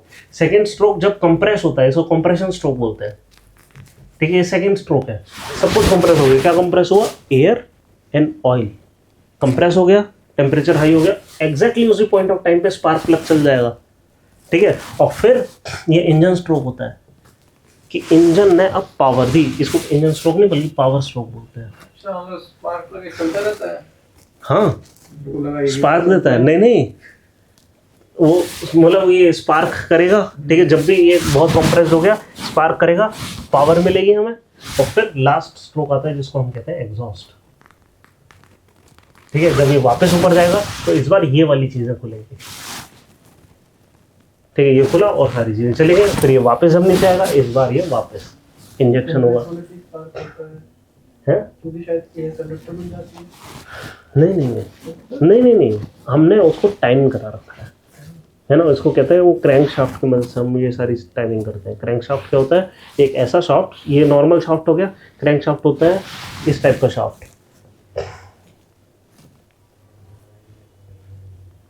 इस टाइप का शाफ्ट। जब ये शाफ्ट घूमता है ना ऐसे करके, तो पहले कोई चीज़ ऊपर हो जाती है, फिर कोई चीज़ नीचे हो जाती है, इस तरीके से घूमता है। हाँ, ऐसे होता है, आधे नीचे जाते हैं, वो सब कैसे? क्रैंक शाफ्ट की मदद से जाते हैं, है ना। तो नीचे एक क्रैंक शाफ्ट इसके लिए लगा होता है, ऊपर एक क्रैंक शाफ्ट इसके लिए लगा होता है, ठीक है। इसको कहते हैं क्रैंकिंग, कि कोई चीज़ ऊपर है कोई चीज़ नीचे, तो ऐसे जाती है, ठीक है। तो इस तरीके से चलता है इंजन। तो ये जो सिस्टम है यहाँ पे हो कह रहा है, एयर अंदर जा रही है, और एयर क्या अंदर जा रही है, अंदर क्या मिल गया? Oxygen 21%, nitrogen 78% plus fuel. जब ये चलेगा और बहुत हाई टेम्परेचर जाएगा तो ये भी ब्रेक हो जाएगा और ये भी ब्रेक हो जाएगा, और जब ये वापस ठंडा होगा, जब पावर स्ट्रोक मिलेगी, ये ठंडा होगा और एग्जॉस्ट की तरफ जा रहे होंगे, उस पॉइंट ऑफ टाइम पे ये जो अलग अलग हुए थे हाई टेम्परेचर पे मॉलिक्यूल्स, है ना, ये वापस मर्ज करेंगे और इस बार अपना पार्टनर ठीक से ढूंढ नहीं पाएंगे, ठीक है। तो कुछ ऑक्सीजन नाइट्रोजन के साथ पार्टनरशिप कर लेंगे और इस तरीके से हमें ये मिल जाएगा, ठीक है। इसलिए हाँ जी, नहीं मतलब ठीक ठाक, हाँ ट्रेस तो नहीं बोलेंगे, मतलब ठीक ठाक अमाउंट में हमें नाइट्रोजन का ऑक्साइड मिलना शुरू हो जाते हैं, ठीक है। हम कुछ कर ही नहीं सकते इसका, है ना। और ये फिर मतलब ऑब्वियसली फिर ये आगे क्या करेगा कि भाई मतलब इसे हम देखेंगे कि रेड हेज बना दिया या एसिड रेन कर दी, है? ओजोन डिप्लेशन में भी साइकिल, हाँ उसमें भी कभी कभी साइकिल में आ जाता है, ठीक है। तो ये सारी चीज़ें होती हैं इसके साथ। तो बस यही है। तो हमारे क्या क्या है ऑक्साइड, दो हमने लिखा क्या है कि एयर पोल्यूटेंट्स हमारे कौन से हैं, ऑक्साइड और सल्फर है, ठीक है। ये सिंपल है, फॉसल फ्यूल वगैरह की मदद से चले आएंगे। और ये क्या क्या क्रिएट कर सकते हैं, क्रिएशन ऑफ एसिड रेन, है ना। और इम्पैक्ट इनका क्या क्या है, रेस्पिरेटरी डिसऑर्डर, इरिटेंट है, ये जलाने की इनकी कोशिश होती है, जलाने की कैसी कोशिश होती है, अगर ये किसी के साथ मान लो स्किन के साथ हमारे कांटेक्ट में आ गए, आँख के साथ कांटेक्ट में आ गए, ये क्या करेगा सोचो, कैसे, ऐसा क्या रिएक्शन चल रहा है, आँख है नम, है ना, क्योंकि मतलब क्यों होता है, क्योंकि वो लुब्रिकेशन का काम करता है ना, ताकि हमारे आईलिड बार बार क्लोज हो रही है, ठीक है, खराब हो जाएंगे ऐसे, तो इसलिए हमेशा यहाँ पे एक फ्लूइड की लेयर रहती है आँखों में। तो होगा क्या कि ये जो पानी है ये सल्फर के साथ रिएक्ट करेगा, क्या बनेगा बताओ, सल्फर हाइड्रोक्साइड तो बनाएगा। उसको यस H2 यहाँ से ले लिया, S यहाँ से ले लिया, और O कितने बचे, H2SO3 सल्फ्यूरस एसिड। अगर SO3 का ले लिया तो H2SO4 बन जाएगा, सल्फ्यूरिक एसिड। समझ रहे हैं? तो क्या हुआ कि ये this gas by itself is acidic in nature, ये पानी के कांटेक्ट में आई और एसिड बना देगी। यस यस, वो जलाएगा, ठीक है। तो ज़्यादा अगर जैसे सर्दियों में कभी कभी आंखें वो होने शुरू हो जाती हैं, वो क्या हो रहा है, वो ये जो हमारा ये चीज़ है, इनफैक्ट खाली ये चीज़ नहीं, ये भी, ठीक है, नाइट्रोजन भी एसिड बनाता है, नाइट्रिक एसिड वगैरह, नाइट्रस एसिड, कई सब टाइप के एसिड्स बनते हैं। इनमें से कोई भी चीज़ पानी के कांटेक्ट में आएगी वो या तो एसिड रेन करेगी, अगर एटमॉस्फेयर में कांटेक्ट में आ गई, ठीक है, एटमॉस्फेयर में कांटेक्ट आ गई, एसिड रेन हो गए, बेस्ट रिजल्ट है। क्यों? अगर डायरेक्ट कांटेक्ट में आ गया, लंग के अंदर जाएगा, लंग इरिटेशन होगा, आंखों में जाएगा, आईज का इरिटेशन होगा, हर चीज़ जहाँ पे कांटेक्ट आया, हमारे स्किन के साथ आएगा, स्किन में इरिटेशन होगा। स्किन भी तो पानी की बनी है, आप समझ रहे हो, हर जगह का इरिटेशन होगा। हाँ, आप डाइल्यूट कर रहे हो उसको, बेहतर है, लगातार डाइल्यूट करते रहो। क्यों? आपकी बॉडी का पानी खत्म कर दे ये एसिड, इससे बढ़िया आप ही पानी देते रहो। हाँ देखो, इतना इंपॉर्टेंट है, मैंने सबसे पहले लिखा है। मैंने क्या सबसे पहले लिखा है, मैं तो 11th क्लास के NCERT से लिखा है सारा, उन्होंने सबसे पहले लिखा है, समझ रहे हो। तो रेस्पिरेटरी डिसऑर्डर करेगा, अंदर जाएगा, अंदर प्रॉब्लम क्रिएट करेगा, बाहर जाएगा, आंखों में जाएगा, आंखों में प्रॉब्लम क्रिएट करेगा। प्लांट्स हैं, उनमें स्टिफनेस ऑफ फ्लावर, बर्ड्स वगैरह वगैरह कुछ भी है ना, जहाँ पे जाएगा, जिस स्किन पे जाएगा वहाँ पे प्रॉब्लम क्रिएट होगी, ठीक है।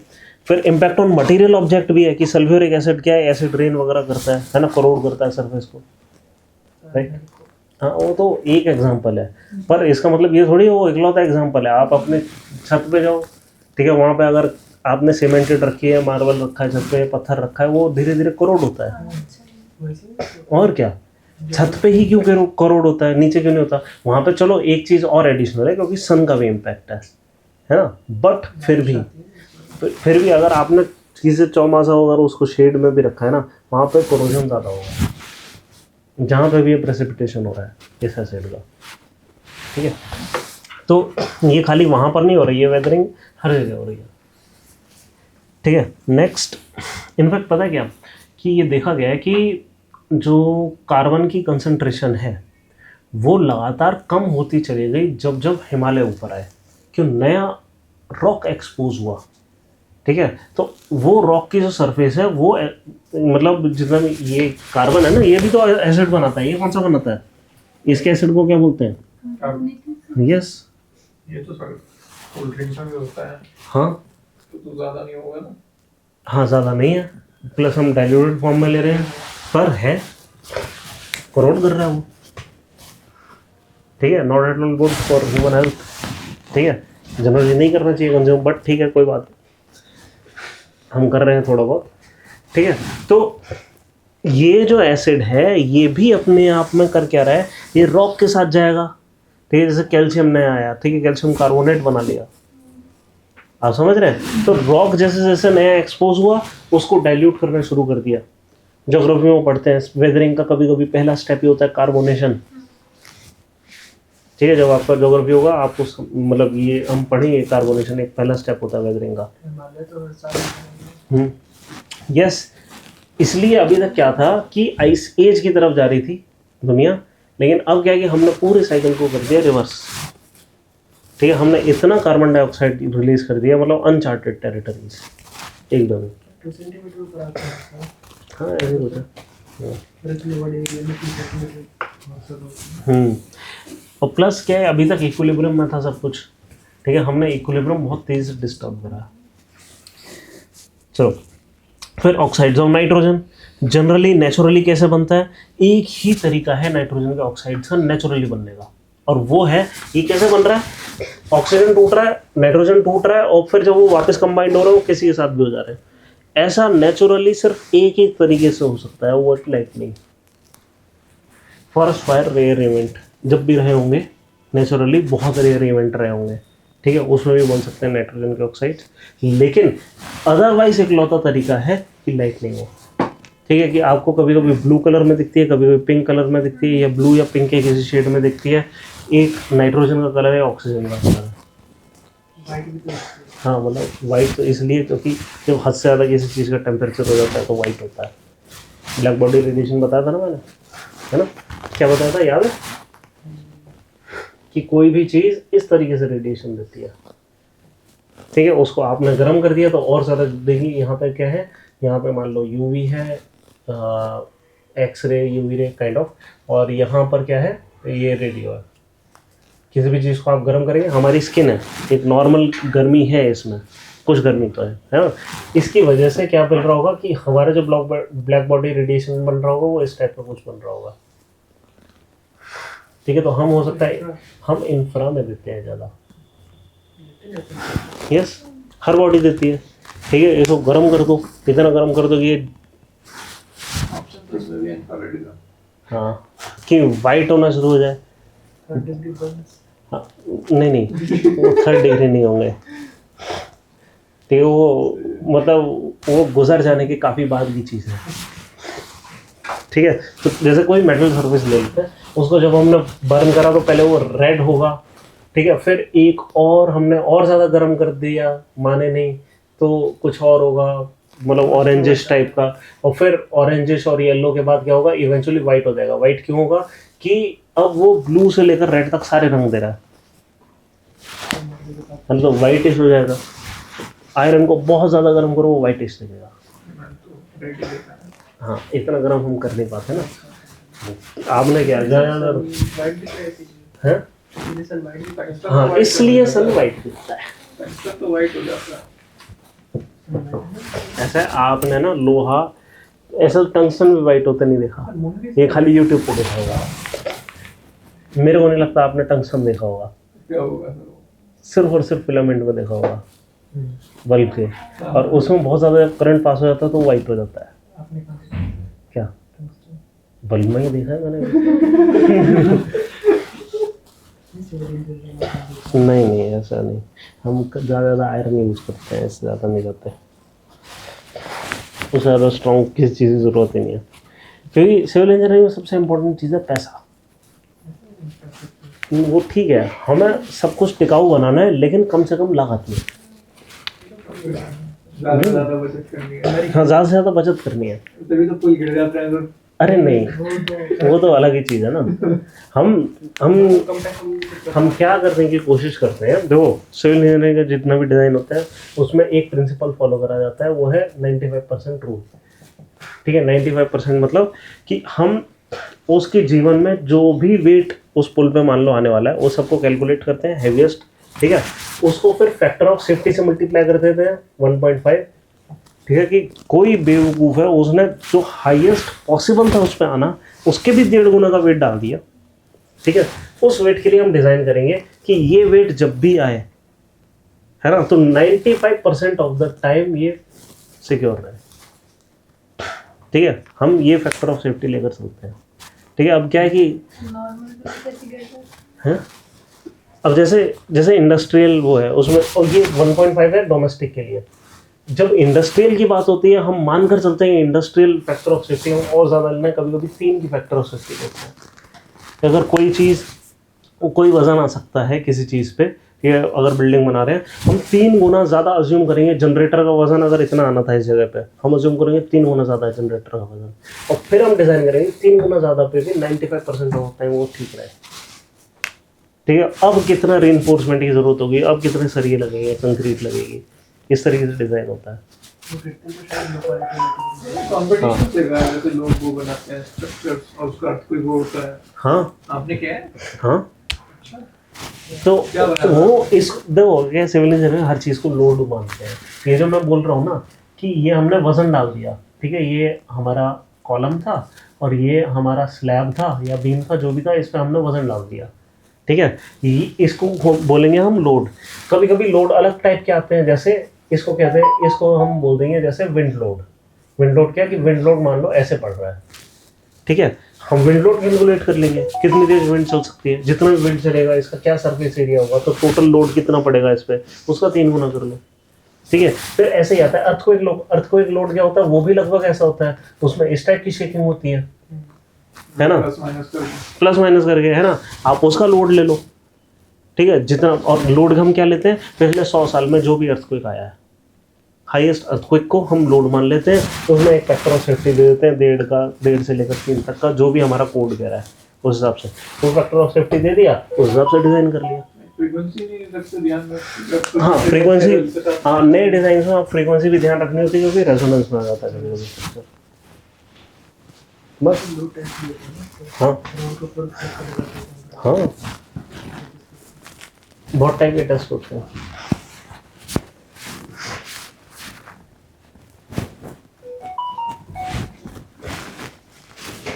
ठीक है, चलो आगे चलते हैं। अब ऑक्साइड्स ऑफ नाइट्रोजन मैंने बता दिया, नेचुरली सिर्फ एक ही तरीका है।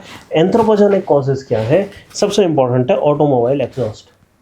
इसके अलावा एग्रीकल्चर एमिशन। एग्रीकल्चर एमिशन क्यों, क्योंकि हमने खूब सारा यूरिया डाला था, ठीक है, और यूरिया जनरली क्या होगा कि वो, याद है हमने ये करा था कि NH3 एक इस तरीके के इक्विलिब्रियम में आ जाता है, जिसमें NO2 माइनस NO3 माइनस इस टाइप की चीज़ें बनती हैं, ये इक्विलिब्रियम में रहता है। यहाँ पे अक्सर सॉइल रिलीज कर देती है कभी कभी ऑटोमेटिकली, या फिर कभी कभी अगर एग्रीकल्चरल बर्निंग कर दी तो भी ये मिल जाएगा, वाइल्ड फायर्स में या बर्निंग में, है ना, पराली से आता है, नाइट्रोजन ऑक्साइड आते हैं। ठीक है, फिर हाँ बर्निंग ऑफ फॉसिल फ्यूल, ठीक है, ठीक है। फिर इफेक्ट्स क्या हैं, ग्रीन हाउस इफेक्ट है कि NO2 is 300 times more potent green house gas than CO2, right. फिर हाँ पोल्यूशन क्या है कि हाँ यूट्रोफिकेशन हो जाता है ज़्यादा अगर नाइट्रोजन का पोल्यूशन है तो, ठीक है। इरिटेंट रेड हेज होती है, रेड हेज का जो फिनोमेना है ये हम देखेंगे, ठीक है। फिर higher concentration of NO2 damages leaves of plant, है ना, and is toxic to living tissues, that is okay. Retard the rate of photosynthesis, ये अक्सर देखा गया है। It is a lung irritant, और क्यों होगा लंग इरिटेंट, सिंपल सी बात है, ये acidic and in nature irritant तो होगा ही, ठीक है। Harmful to various textile fibre, okay. Biodiversity loss, ठीक है। ये इनमें से ज़्यादातर पॉइंट एक्चुअली ऊपर के लिए भी आ सकते थे, except red haze. Red haze यहाँ का यूनिक पॉइंट है, ठीक है। नाइट्रोजन में बस ये याद रखना, क्यों है यूनिक पॉइंट वो हम देखेंगे अभी थोड़ी देर में, ठीक। जब हम ये देखेंगे स्मॉग, किस किस टाइप की स्मॉग होती है, कैसे बनती हैं, तो हम देखेंगे रेड हेज, ठीक है। बस ये एक यूनिक पॉइंट है इसका, बाकी सारी चीज़ें आप सल्फर पे भी डाल सकते हो, और यूट्रोफिकेशन भी ऑब्वियसली, है ना, सल्फर यूट्रोफिकेशन नहीं रहता। बस इतना ही है। नेक्स्ट है हाइड्रोकार्बन्स। हाइड्रोकार्बन्स क्या कि हम किसकी बात कर रहे हैं, ये CH4 जैसी चीज़ होगी, ये भी पोल्यूटेंट है, ठीक है, मीथेन। तो हाइड्रोकार्बन क्या होते हैं, वो कंपाउंड जो कि कार्बन और हाइड्रोजन से बनते हैं सिर्फ, है ना। अब कई सारे तरीके हैं, एक तो इनको रिलीज करने के, एक तो फॉसिल फ्यूल मान लीजिए उसका लीकेज हो रहा है या कुछ, हमने माइनिंग करी है, नीचे से ट्रैप्ड हाइड्रोकार्बन को लीक, मतलब हमने लेना शुरू करा और हमारी एफिशिएंसी 100% नहीं है, तो कुछ लीक होना शुरू हो जाएंगे। कुछ जहाँ पे हमने पानी को रोक दिया, ठहरा हुआ पानी है, जैसे राइस की फील्ड, है ना, वहाँ से मीथेन काफ़ी निकलती है।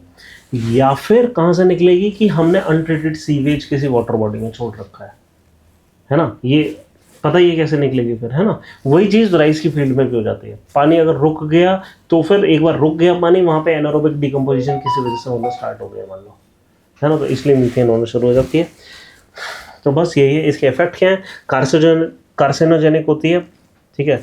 फिर एजिंग होती है, break down of tissue, shedding of leaves वगैरह, और ज़्यादा इंपॉर्टेंट क्या है, और इससे ज़्यादा इंपॉर्टेंट क्या है कि methane 25 times more potent green house gas है, ठीक है।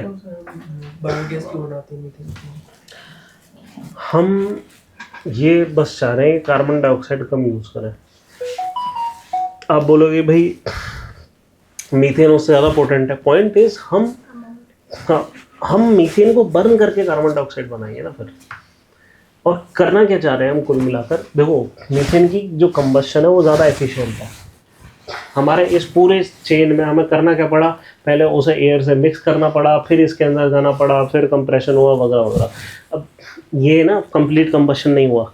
जैसे हमने देखा ऑक्सीजन लो गया था, नाइट्रोजन लो हो गया था, हाइड्रोकार्बन्स भी अलग अलग हुए होंगे, है ना। और इतने फ्रैक्शन ऑफ सेकेंड में हुआ क्या कि इन सब ने कंबाइन करा। ज़्यादातर केसेस में हमें क्या मिला, CO2 मिल गया, नाइट्रोजन ऑक्सीजन कंबाइंड होकर NOx टाइप की चीज़ें मिल गई। कभी कभी कंप्लीट कंबस्शन नहीं हुआ तो कार्बन का मोनोऑक्साइड मिल गया। लेकिन इसके अलावा जब फ्यूल टूटा था उसमें से कई सारी चीज़ें मिली होंगी, जैसे मीथेन यहाँ से निकली होगी, आप समझ रहे हैं, हो सकता है इथेन यहाँ से निकली हो, ये चीज़ें भी बाहर निकलती हैं इसके एग्जॉस्ट से।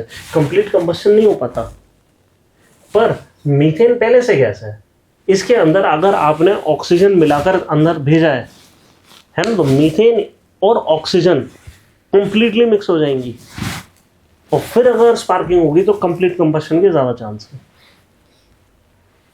मतलब अलग अलग फ्यूल उसमें क्या डिफरेंस आता है डीजल और पेट्रोल इंजन के? एक और चीज़, हम ये 4 स्ट्रोक इंजन यूज़ कर रहे हैं, ऑटो में जैसे यूज़ हो रहा है मीथेन, इससे ज़्यादा बढ़िया चीज़ कि जैसे हम कार्बन के कंपाउंड्स को जला रहे हैं, जैसे कोल के पावर प्लांट में, और उससे हम इलेक्ट्रिसिटी निकाल रहे हैं, उससे और तगड़ा तरीका है। ये तो इंटरनल कंबशन इंजन है, याद है मैंने एक्सटर्नल कंबशन इंजन वगैरह भी बताए थे, टर्बो वाले इंजन भी बताए थे, है ना।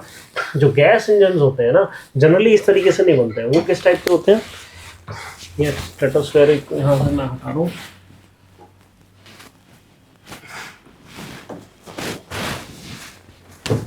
कई सारे ऐसे, जैसे एयर टरबाइन इंजन हो गया, जैसे उसका होता है ना,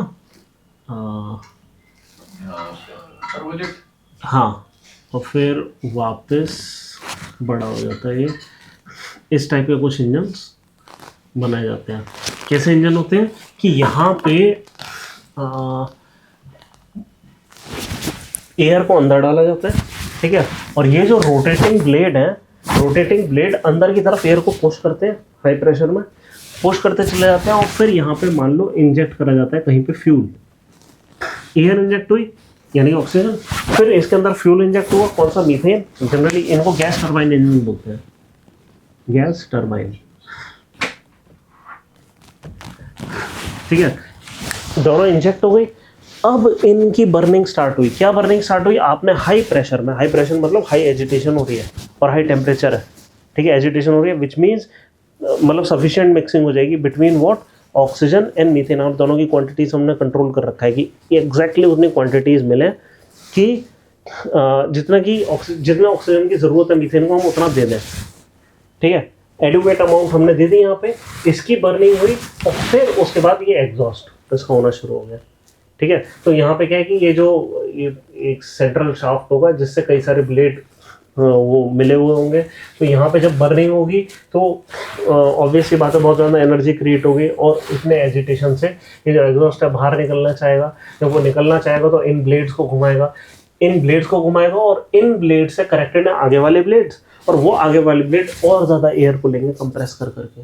तो हुआ क्या कि अंदर कंप्रेस होकर एयर आती जाती है, फ्यूल इंजेक्ट होता है, उसकी बर्निंग होती है, इसको जलाया जाता है ताकि ब्लेड और घूमे, ताकि आगे से और एयर, और जिसके आगे ब्लेड लगा रहता है, ये वही चीज़ है, आप कितना आगे इसके आगे और ब्लेड लगाओ, कितने कंप्रेशन की जरूरत है उस हिसाब से। होता है टर्बो प्रॉप, तो कैसा लगेगा, मतलब जब पहले प्लेन ओह अच्छा ये, हाँ नहीं, ये मैं वो इंजन नहीं बता रहा, मैं ये बता रहा हूँ। देखो ये जो शाफ्ट है ना, इस शाफ्ट से अब आगे हम क्या करेंगे, इसको उस पे ले जाएंगे, डायनामो जिस चीज को कहते हैं ना, कि यहाँ पे वो है, हाँ मैग्नेट है, और फिर हमने कॉइल करके उससे, और अब यहाँ से जनरेटर। ये मैं गैस टरबाइन उस टाइप की बात कर रहा हूँ जिससे हम इलेक्ट्रिसिटी जनरेट करते हैं। नहीं, इसमें अब अगर आपको इससे थ्रस्ट जनरेट करना है तो पीछे इंजन ना करके आप इसके आगे ये लगा दो फैन। नहीं करना है, फैन की भी जरूरत नहीं है, वो टर्बो फैन इंजन हो गया ये, है ना। हाँ, हम क्या करने की कोशिश करेंगे, वो भी नहीं करेंगे। ये भाई एरोप्लेन में करना क्या है, आगे से हवा पकड़ के पीछे पुश करनी है, ये कर रहा है वो काम। हाँ, तो फिर बस ये ब्लेड टूट जाते हैं, तो उससे होगा क्या, ये कंप्रेशन नहीं हो पाएगा। हाँ नहीं, आग छोड़ो, ये ब्लेड टूट गए, फिर कंप्रेशन नहीं हो पाएगा, तो थ्रस्ट खत्म हो गई ना, इंजन बंद हो गया।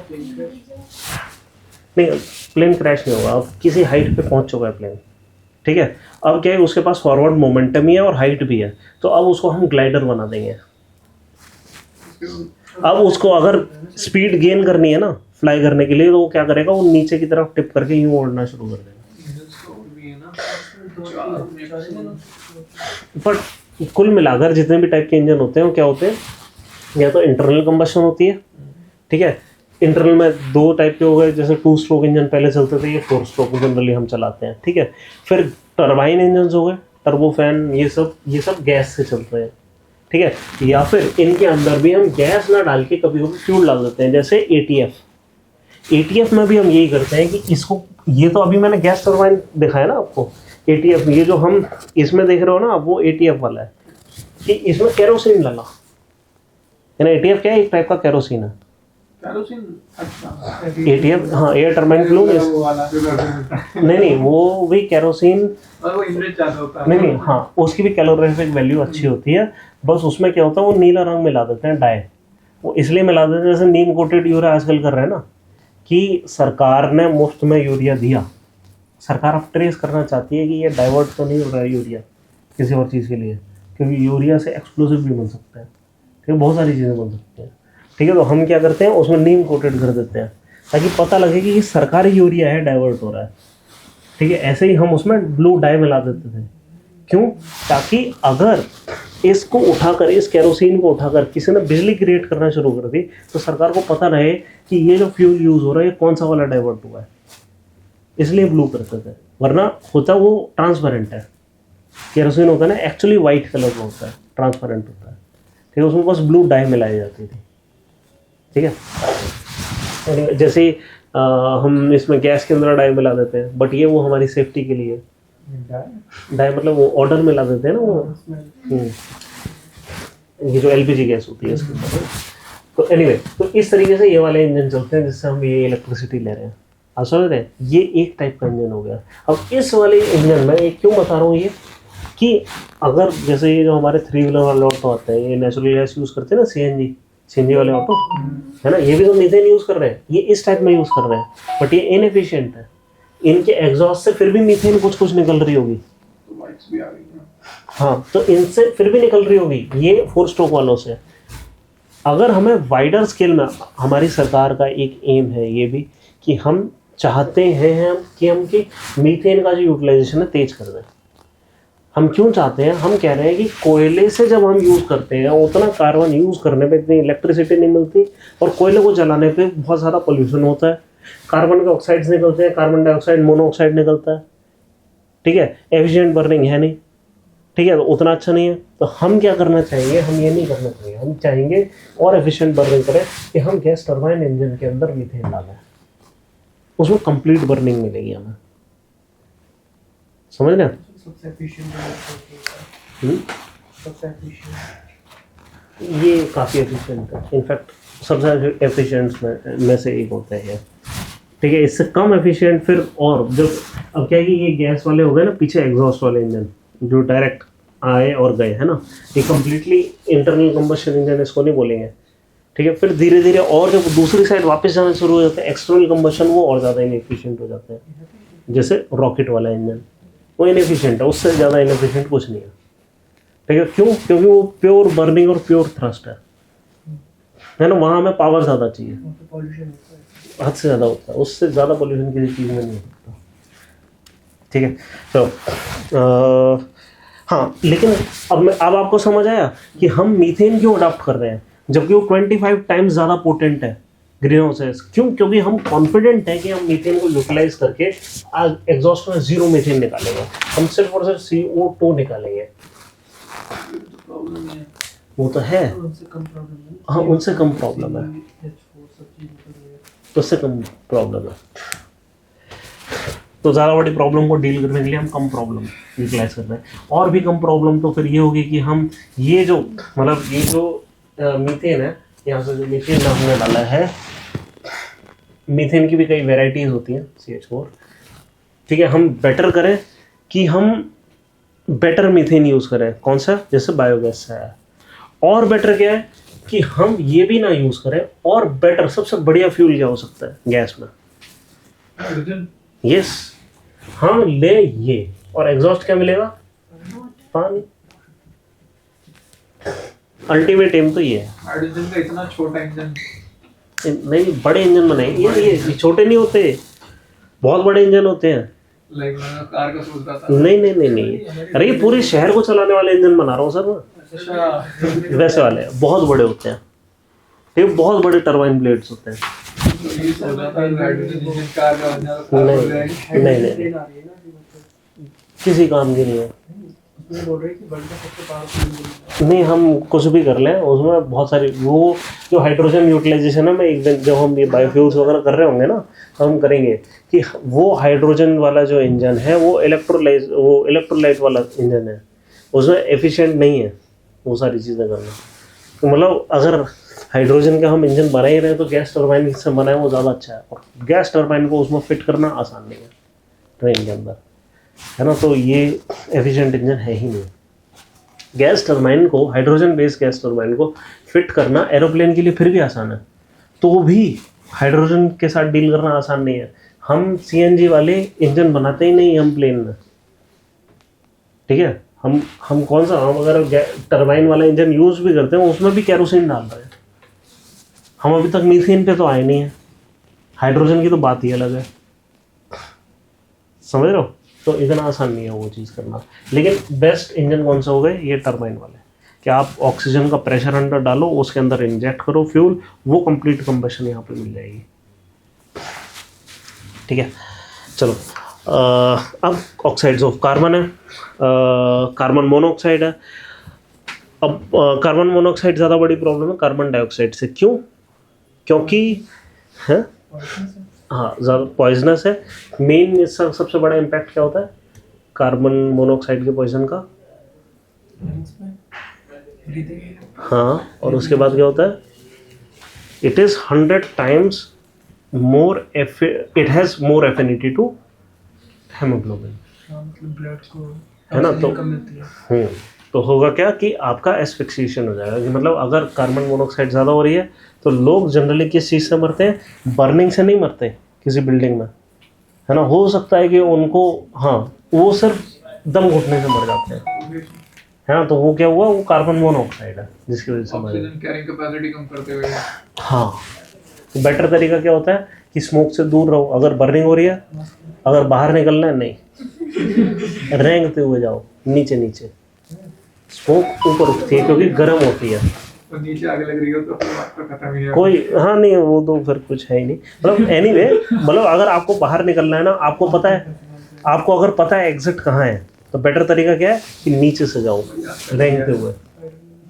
हाँ, जैसे भी जाना है बट रेंगते हुए जाओ, ठीक है, वो एक तरीका है बचाने का अपने आप को। वरना क्या है, अगर आप चलते हुए जाने की कोशिश करोगे, आप इनएविटेबली स्मोक को इनहेल कर ही लोगे, और एक बार कर लिया कि गीला कपड़ा मुंह पे लगा के क्रॉस करने से कुछ ऐसा भी है ना, स्मोक का मतलब शायद हो सकता है कि कार्बन मोनोऑक्साइड पानी के साथ, क्योंकि देखो कार्बन डाइऑक्साइड तो ठीक है वहाँ पे रुक जाएगी, कार्बन मोनोऑक्साइड गीले से, मतलब पानी के साथ रिएक्ट कर पाएगी क्या?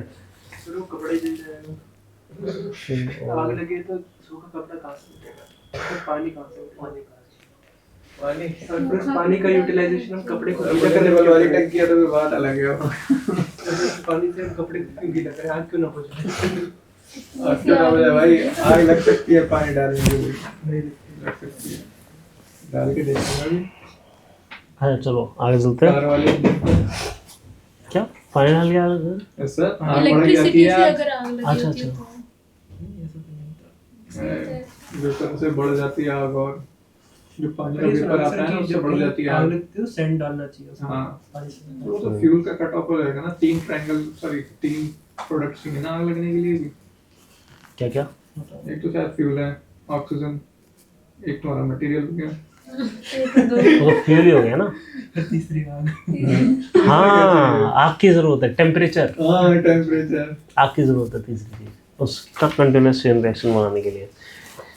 चलो ठीक है, तो कार्बन मोनोऑक्साइड का इम्पैक्ट क्या है कि 300 गुना, 300 गुना ज़्यादा मोर मतलब पोटेंट है ऑक्सीजन के कंपैरिजन में। मतलब क्या है कि आपका जो हेमोग्लोबिन है, ठीक है, वो कार्बोक्सी हेमोग्लोबिन, ऑक्सी हेमोग्लोबिन की जगह कार्बोक्सी हेमोग्लोबिन बन जाएगा और फिर वो छूटेगा नहीं। खराब होता है। यस, उसके बाद मतलब क्या हो गया कि वो था ना, वो मैंने बताया था कि हेमोग्लोबिन है क्या, वो आयरन का बना हुआ सिंहासन है जिसमें ऑक्सीजन बीच में आकर बैठ जाता है, ठीक है। अब इस सिंहासन में कार्बन मोनोऑक्साइड आ गया और वो जाने का नाम नहीं ले रहा। पूछा है शायद सर, हीलियम के 4 मॉलिक्यूल होते हैं ना, हीलियम के चारों तरफ 4 मॉलिक्यूल ऑक्सीजन के। तो मॉलिक्यूल चाहे जैसे भी सेट हो, ठीक है, उसमें आकर सिंहासन पे तो ऑक्सीजन बैठ रहा है, ठीक है, और फिर वो हट जाता है। स्ट्रक्चर देखा है हाँ देखो, ठीक है। ऑक्सीजन ले रही है सब हाँ, सांस में तो ऑक्सीजन बैठेगा। और उसकी जगह कार्बन मोनोऑक्साइड ने ले ली और वो हट नहीं रहा, ठीक है। और सारा मान लो आपका जो हेमोग्लोबिन है वो रिप्लेस हो गया, उस पे कोई ऐसी चीज जाकर बैठ गई है जो कि ऑक्सीजन को कैरी करने से रोक ही दे रही है। दम घुट गया। हाँ कितने रिप्लेस हो जाता है पता नहीं, मेरे को आइडिया नहीं, बट मतलब ऐसा है कि बहुत तेज़ी से ऑक्सीजन कैरिंग कैपेसिटी कम हो जाती है। सबसे पहले चीज़ जो आती है वो आती है डिजीनेस, कि आपके डिसीजन लेने की क्षमता खत्म हो जाती है। नहीं सर, फीरियम ही है क्या? बीच में आ गए तो फीरियम ही बैठता है ना, आयरन। अरे ऑक्सीजन कहाँ है इसमें? ऑक्सीजन साइड में है, जो देखना जरा, इसमें मॉलिक्यूल्स रखे हैं, कार्बन मॉलिक्यूल। अरे ये वो नहीं है, ये तो एक कंपाउंड हो गया हेमोग्लोबिन का। अब ये जो आयरन है ना, आयरन क्या है, आयोनिक इन नेचर, समझ रहे हो, iron is ionic in nature, और वो ऑक्सीजन को अपने साथ अट्रैक्ट करके रखता है। हाँ समझ रहे हो, तो इस तरीके से कि ये जो आयरन है ना अपने साथ ऑक्सीजन, मतलब मैग्नेट का काम कर रहा है। इस तरीके से सोचो कि ऑक्सीजन के मॉलिक्यूल को पकड़ लिया और उठाकर ले जाएगा। समझो, आयरन का बना हुआ सिंहासन है, लेकिन इस पर आकर बैठ कौन रहा है? ऑक्सीजन। एक हीमोग्लोबिन मॉलिक्यूल में ऑक्सीजन कितना होता है? ऑक्सीजन तो बहुत होते होंगे, लेकिन वो कंपाउंडेड फॉर्म में होते होंगे ना, आप समझ रहे हो। इसके अंदर जो OH है या डबल बॉन्ड O है, वो थोड़ी कहीं किसी के पास जा रहा है, इसके पास आकर एक नया ऑक्सीजन O2 आकर बैठ जा रहा है, वो कहीं किसी के पास जा रहा है। ये एक ट्रांसपोर्टर का बस काम कर रहा है, एक ऑक्सीजन मॉलिक्यूल को इधर लंग से उठाकर कहीं और ले जाना, बस। ठीक है, तो ये हो गया। फिर इसके अलावा हाँ, प्रेग्नेंट वुमन प्रीमेच्योर बर्थ हो जाता है, spontaneous abortions, okay, deformed babies. Prevention कैसे? एफिशिएंट इंजन यूज़ करो, ऑब्वियस सी बात है। Prevention of wild Fyers, fuel wood, जहाँ पे इनकम्प्लीट कंबशन हो वो नहीं चाहिए हमें, खासकर कुकिंग के लिए। न्यूज़ आती है ना कि घर में लोग मीठी जला के सब रात में हाँ मर गए, तो ये कार्बन मोनोऑक्साइड की शायद देन वो बच जाती होगी बीच में। और नहीं, अंगीठी होती ही है, इनकम्प्लीट बर्निंग ही होती है। अंगीठी में आप कंप्लीट बर्निंग नहीं कर पाओगे। चारकोल होता है तो सल्फर भी आते हैं मस्त। और देखो कंप्लीट बर्निंग कैसे होगी, उसमें लगातार ऑक्सीजन मिले। आप लगातार वो धूकड़ी से हवा थोड़ी दे पाओगे। आप जब एक बार सो गए तो कंप्लीट बर्निंग बंद हो गई है। बंद कमरे में तो करवा है। तो बंद कमरे में कभी भी नहीं जलाना चाहिए ऐसे, ठीक है। क्यों? क्योंकि इस टाइप के मतलब सिचुएशन में बंदे को पता भी नहीं लगेगा कि कब डिजीनेस आ गई, नींद में निकल जाएगा, उसको पेन भी नहीं होगा। सुबह कहाँ उठे? हैं? अच्छा लग रहा है कॉन्सेप्ट सुन के। ऐसा एग्जैक्टली ऐसा एक और सिचुएशन में होता है, जैसे मान लीजिए एरोप्लेन बहुत ऊपर उठ रहा है और एकदम से डीप्रेशराइजेशन हो गया, ठीक है, तो डिप्रेशराइजेशन मतलब कि जैसे ये आपका एरोप्लेन का वो था फ्यूजलाज, इसको फ्यूजलाज कहते हैं, है ना। कहीं से इस पे कहीं यहाँ पे विंग होते हैं, पीछे की तरफ विंग होते हैं फ्यूजलाज के ऊपर, ठीक है। ये एक बंद चेम्बर है, ठीक है। क्यों? इसका जो गेट था वो बंद कर दिया गया था, सील कर दिया गया था, ताकि अंदर से हवा आसपास अंदर बाहर ना जा पाए। अब क्या है कि फिर भी यहाँ पे लीक पॉइंट्स होंगे, तो ऊपर जब हम चले गए ऊपर प्रेशर क्या क्या हो जाता है, एयर प्रेशर कैसा होता है, लो हो जाता है, बहुत लो हो जाता है, ठीक है। लोगों के मतलब एवरेस्ट के हाफ वे पे इन लोगों के नाक से खून निकलने लगता है, हम तो उससे बहुत ऊपर जा रहे हैं, लो प्रेशर है, ठीक है। बर्स्ट होने शुरू हो जाते हैं वेसल्स, ठीक है। हम बहुत लो प्रेशर पे हैं, उससे काफ़ी ऊपर है, ठीक है। हम कहाँ कितने ऊपर हैं, हम 18 किलोमीटर ऊपर हैं, ठीक है। एरोप्लेन में बैठ के इतने ऊपर पे, जनरली इसको क्रूजिंग एल्टीट्यूड बोलते हैं, ठीक है। वो स्ट्रेटोस्फेयर के सबसे लोअर लेयर पे जो चल रहा होता है, क्यों? एटमॉस्फेरिक जो रेजिस्टेंस है बहुत कम हो जाता है, ठीक है। अब उस लेवल पे लगातार लीकिंग ऑफ एयर तो चल रही है, क्योंकि कंप्लीट सील तो आप किसी चीज़ को नहीं कर सकते। तो होगा क्या कि प्रेशर लगातार कम हो जाएगा। प्रेशर जैसे ही कम हुआ, प्रेशर मतलब ऑक्सीजन का प्रेशर कम हो गया, एयर का प्रेशर कम हो गया। अब वो ऑक्सीजन आपकी ब्लड स्ट्रीम में उतनी नहीं जा पा रही है। सबसे पहली चीज़ होगी डिजीनेस, फिर आप बेहोश हो जाओगे, और ये ऐसा अगर पायलट के साथ हो गया तो वो वहीं बेहोश हो जाएगा, और फिर ऑटो पायलट मोड पे चलेगा। ऐसे एक दो एक्सीडेंट हो चुके हैं कि सब के सब प्लेन के अंदर सब बेहोश हो गए, सब बेहोश हो गए, और फिर वो जब तक फ्यूल नहीं खत्म हो गया तब तक उड़ा और फिर क्रैश कर गया, ठीक है। तो करना क्या जाता है कि टरबाइन, यहाँ पे जो एयर टरबाइन होते हैं ना, मतलब ये एयर ब्रीदिंग होते हैं टरबाइन, हमने बताया था, है ना। यहाँ से एक और हाई प्रेशर जब हो गया ना, यहाँ से एक पाइप डाइवर्ट करा जाता है और कुछ ऑक्सीजन जो है वो अंदर जाती है लगातार। अगर इंजन का फेलियर होता है ना, सबसे पहले काम ये करना होता है कि पहले अपना एल्टीट्यूड को नीचे लाना होता है, ताकि अगर फ्यूजलाज के बीच में अंदर प्रेशर कम हो भी गया है तो बाहर से इतना डिफरेंशियल ना रहे प्रेशर का, है ना। तो ये काम करना बहुत ज़रूरी होता है। फिर अदरवाइज फिर ऊपर से मास्क वगैरह आते हैं।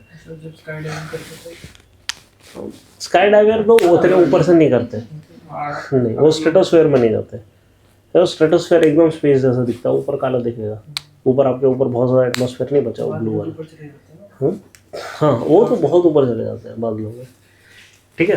तो आप समझ रहे हैं कि खाली ऐसा नहीं कि कार्बन मोनोऑक्साइड की होने से ऑक्सीजन डिप्रिवेशन हो सकता है। लो प्रेशर में चले जाओ तो ऑक्सीजन डिप्रिवेशन होगा, पहले डिजीनेस आएगी, फिर बेहोश हो जाओगे, ठीक है, और कुछ नहीं समझ आएगा, ठीक है। आप मतलब एकदम स्लीप जैसा अनुभव होगा, और फिर वो स्लीप गहरी हो जाएगी, और फिर बहुत गहरी हो जाएगी, परमानेंट हो जाएगी, हाँ, सुसुप्ति हो जाएगी। जिन लोगों को नहीं पता, सुसुप्ति होता है 4th level of sleep meditation. ये वेदांत से बोल रहे हैं। सुसुप्ति, अच्छा, अच्छा। चलो, अब इसका प्रिवेंशन हमने देख लिया, ये सब हो गया, ठीक है। अब आता है कार्बन डाइऑक्साइड, ठीक है। अब ये जो हमने लास्ट टाइम मैंने जो अपडेट करा था 412 था, ठीक है। इतनी तेजी से चेंज हो रहा है, 420 हो चुका है, जरा चेंज कर लो। ppm, पार्ट पर मिलियन, 420, यस, जल्दी लिख लो, पता लगा शाम तक चेंज हो गया 0.04% है। हाँ, 0.04%। बचपन में क्या पढ़ते थे? 0.03%। 0.25 हैं, क्या बात कर रहे हो आप, मेरे से भी पुराने हो। मैंने 0.03 पढ़ा, फिर 0.035 हो गया 11 तक आते आते, 0.03। हाँ, बहुत ही पहले, मतलब मेरे पिताजी के ज़माने में उन्होंने 0.028 पढ़ा था। किताबें तो अभी शाम तक गलत हो जाएंगी, किताबों में मत जाओ, ठीक है। तो ठीक है, डबल हो गया मतलब, यस। वाइल्ड लाइफ टाइम में तो हाँ, ये लिखा तो है 0.028 था कभी, ठीक है। करंटली ये 0.0 मतलब क्या 42 हो गया है, बहुत ज़्यादा हो गया है ना। और ये हम नेक्स्ट उस पर जाएंगे, ठीक है। अच्छा, यहाँ पे एक सवाल लिखा हुआ है, व्हाट इज स्मोक? स्मोक क्या होता है बताओ? स्मोक, तो मतलब solid liquid Combination of gas that. तीनों का मिक्सचर होता है जो गैसेस फॉर्म में निकलता यस है, मतलब मिक्स होकर रहता है हवा इसका एक बहुत अच्छा एग्जांपल मैं बताता हूँ। एक बात बताओ कि मेरा फेवरेट एक्सपेरिमेंट होता है कैंडल, ठीक है। ये एक कैंडल है और घर पे जाकर करना क्या कि ये एक दीवार है, ठीक है, और दीवार पे इस कैंडल पे, ठीक है, एकदम अंधेरे में जलाना कैंडल, और यहाँ पे ना ब्राइट लाइट टॉर्च की मारना।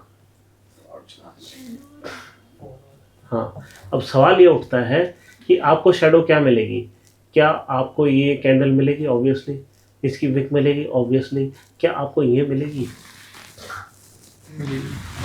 नहीं मिलेगी। सर कम मिलेगी लेकिन मिलेगी। नहीं मिलेगी, मिलेगी ही नहीं, नहीं मिलेगी सर, नहीं मिलेगी। कहाँ से मिलेगी? करें क्यों? क्योंकि ये गैस है, गैस की शेडो नहीं होती। सच में?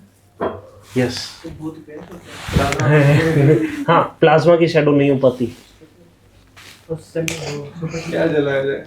बहुत साइंस की लेकिन स्मोक की होती है शेडो। कैसे पता हमें? स्मोक ही तो है नहीं, ये स्मोक नहीं है। मतलब ये स्मोक वो है जो ठंडी होने के बाद ऊपर मिलेगी। सर मैंने कागज लगाया और उस पर लाइट मारी तो कागज दिखेगा और तो smoke दिखता वो तो है ना immediately सर, आपको थोड़ा थोड़ा smoke जैसे मिलेगा। ऐसे दिखता है रेडिएट हो रहा हो कुछ। नहीं, ये बेस्ट एक्सपेरिमेंट आप कैंडल पे ही कर पाओगे, क्योंकि ब्लैक सभी तो क्योंकि नहीं, तो उसमें आप डिसर्न नहीं कर पाओगे, डिस्टिंग्विश नहीं कर पाओगे क्या स्मोक है और क्या गैस है दिए में जब कागज जलेगा। हाँ, दिए में आप कर लो एक्सपेरिमेंट, तो भी आपको समझ, तब भी आपको दिखेगा यहाँ पे विक है और विक के ऊपर यहाँ पे आपको धुआं दिखना शुरू हो जाएगा शेडो के फॉर्म में। चलो फ्लेम फ्लेम नहीं। हाँ। नेट कौन लाएगा सर? टॉर्च भी नहीं। हाँ, बढ़िया, आपने यूट्यूब चैनल बनाओ, ऐसे नई नई चीजें दिखाया करो, व्यूज बटोरो, ठीक है। वो तो वक्त देखने कौन आएगा सर? अब मैं कहना क्या चाह रहा हूँ यहाँ पे, स्मोक है क्या? स्मोक अब मतलब स्मोक की शेडो मिल रही है, गैस की नहीं मिलती, ठीक है। तो स्मोक एक बड़ा मिसकंसेप्शन है कि गैस है, नहीं, स्मोक गैस नहीं है, ठीक है। गैस में क्या होता है कि mixture of A molecule, gaseous molecule into another gaseous molecule, पर स्मोक में ऐसा नहीं होता, उसकी शेडो दिखती है। जैसे फॉर एग्जांपल मैं इवन क्लाउड को स्मोक लाइक मान सकता हूँ, क्यों? क्योंकि उसकी शेडो है। Cloud is not gas, what is it? कि नहीं नहीं नहीं नहीं, it is the suspension of small ice crystal and very minute water droplets in air. Dirt भी होता है उसमें। हैं? हाँ, जो भी है, डर्ट के अराउंड ये सारी चीज़ें बनती हैं। तो ये हो गया क्लाउड, वो क्या है? Liquid and solid suspended into gas. तो मिक्सचर हो गया। वो मिक्सचर है एक, और उसकी शेडो बनती है, क्लाउड की शेडो बनती है। जितना डेंस क्लाउड उतनी डेंस शेडो, काला कर देता है आसमान में, ठीक है। ऐसे ही स्मोक काला कर सकता है आसमान को, मतलब क्यों? उसकी शेडो बन रही है, गैस दिखती नहीं है तो कभी, गैस नहीं दिखती। और जो ठंडी होके वेपर निकलते हैं अगर आपको दिख भी रहा है, जैसे रेड कलर के फ्यूम दिख गए, वो फ्यूम्स हैं, मतलब वो उसकी, जैसे ब्रोमीन के फ्यूम्स हो गए, वो फ्यूम क्या है कि बहुत minute droplet suspended into air, ठीक है। ब्रोमीन ब्राउन कलर के फ्यूम्स देती है, वो इवेपोरेट होती है, इवेंचुअली हवा में ही कंडेंस हो जाती है और ब्राउन कलर के फ्यूम्स देती है। जो लिक्विड नाइट्रोजन होती है हाँ, वो धुआं से निकलता है उसका, जब open वो क्या है? वो हवा में जो प्रेजेंट हमारी वो है वाटर वेपर, वो इमीडिएटली कंडेंस हो गई उसके साथ आते ही। तो वाटर वेपर दिख रहा है, यस। नाइट्रोजन नहीं है वो, नहीं, नाइट्रोजन तो जैसे ही हवा में गई वो गई। उसकी ठंडक बची है बस। हाँ, समझ रहे हो? इनफैक्ट कभी अगर ऐसा हुआ कि वो होता है ना, वो शादियों में लोग करते हैं कि पानी के अंदर ड्राई आइस डाल देते हैं, फिर धुआं कर देते हैं। अच्छा, मतलब वाटर वेपर भी फिर तो गैस नहीं है, हैं? वाटर वेपर गैस है? उसकी शेडो बन जाती है वाटर। नहीं, जब वो हवा में कंडेंस हो जाए तो उसकी शेडो बनती है, तब आप उसको देख पाते हो। समझ रहे हो? जैसे बॉइलिंग हो रही है, बॉइलिंग होते ही आपको कुछ नहीं दिखेगा, पर थोड़ा सा ऊपर जाकर उसमें धुआं दिखता है। वो धुआं क्या है? ये वेपर ऊपर गया और इमीडिएटली कंडेंस हो गया, अब आपको धुआं दिख रहा है। अब वो कंडेंस होने का मतलब क्या है कि उसने नहीं, सॉलिड नहीं, लिक्विड ड्रॉपलेट्स बना दिए छोटे छोटे, ठीक है, इसलिए ऐसा हो रहा है। इनफैक्ट ये जो मैं वो शादी वाला बता रहा हूँ, इसमें कभी देखना, ऑब्जर्व करना, अगर ये इंडोर्स में हुआ है, ऐसे टाइल की फ्लोर पे हुआ है, तो क्या होगा कि जब वो सारा ड्राई आइस ख़त्म हो जाएगा ना, नीचे देखना कि वो छोटी छोटी पानी की ड्रॉपलेट्स नीचे आ जाएंगे, चिकना हो जाएगा फर्श। जो ये तो मार्केट में आजकल ड्राई आइस मिल जाते हैं, कार्बन डाइऑक्साइड का वो, अरे वो धुआं करते हैं ना स्टेज पे, वैसा लगता है ना, क्लाउडी क्लाउडी बनाने के लिए, हाँ हेवन बनाने के लिए लोग करते हैं, दुनिया को हेल बना देते हैं कार्बन डाइऑक्साइड रिलीज करके। ठीक है, हाँ, तो स्मोक आपको समझ आएगा क्या हो गया। फिर इसमें आता है particulate matter. What is particulate matter? हम क्यों कर रहे थे स्मोक? क्योंकि हमें इवेंचुअली आना है पार्टिकुलेट मैटर पे। सवाल ये उठता है पार्टिकुलेट मैटर क्या है? ये पार्टिकल्स, उन particles, small particles means not only solid, also liquid, whatever is the constituent of smoke, वो ठीक है, एक साइज से स्मॉल वाले जो कि सस्पेंड, जो भी चीज़ सस्पेंड होना शुरू हो जाए वो पार्टिकुलेट मैटर।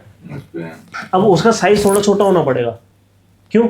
अगर मान लो धूल के ऐसे कण हैं जो कि सस्पेंड नहीं हो पा रहे हैं, वो जनरली नीचे गिर जाएंगे, सैंड ड्यून्स बना देंगे, है ना, रोड डस्ट बन जाएगी रोड के साइड में।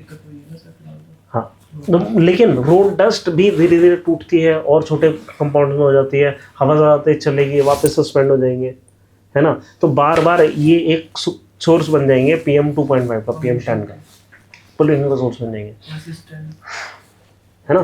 तो हम ये क्यों करना चाह रहे थे व्हाट इज स्मोक? ये जानने के लिए क्या चीज़ें सस्पेंड कर जाती हैं एयर में, और इसको हम कहते हैं पार्टिकुलेट मैटर। सूट भी होता है, ठीक है। पार्टिकुलेट मैटर कई टाइप के हो सकते हैं, इसको हम अब कर देते हैं। देखो ये तो हमारे जो ट्रोपोस्फेरिक पोल्यूशन था, इसमें 3-4 टाइप के पोल्यूशन हो गए। इसके अलावा जो हमारे पास पोल्यूशन होता है वो होता है, ये इंजन विंजन हम हटा दे रहे हैं, साइंस को हम इन्वायरमेंट से दूर कर ही नहीं पाते।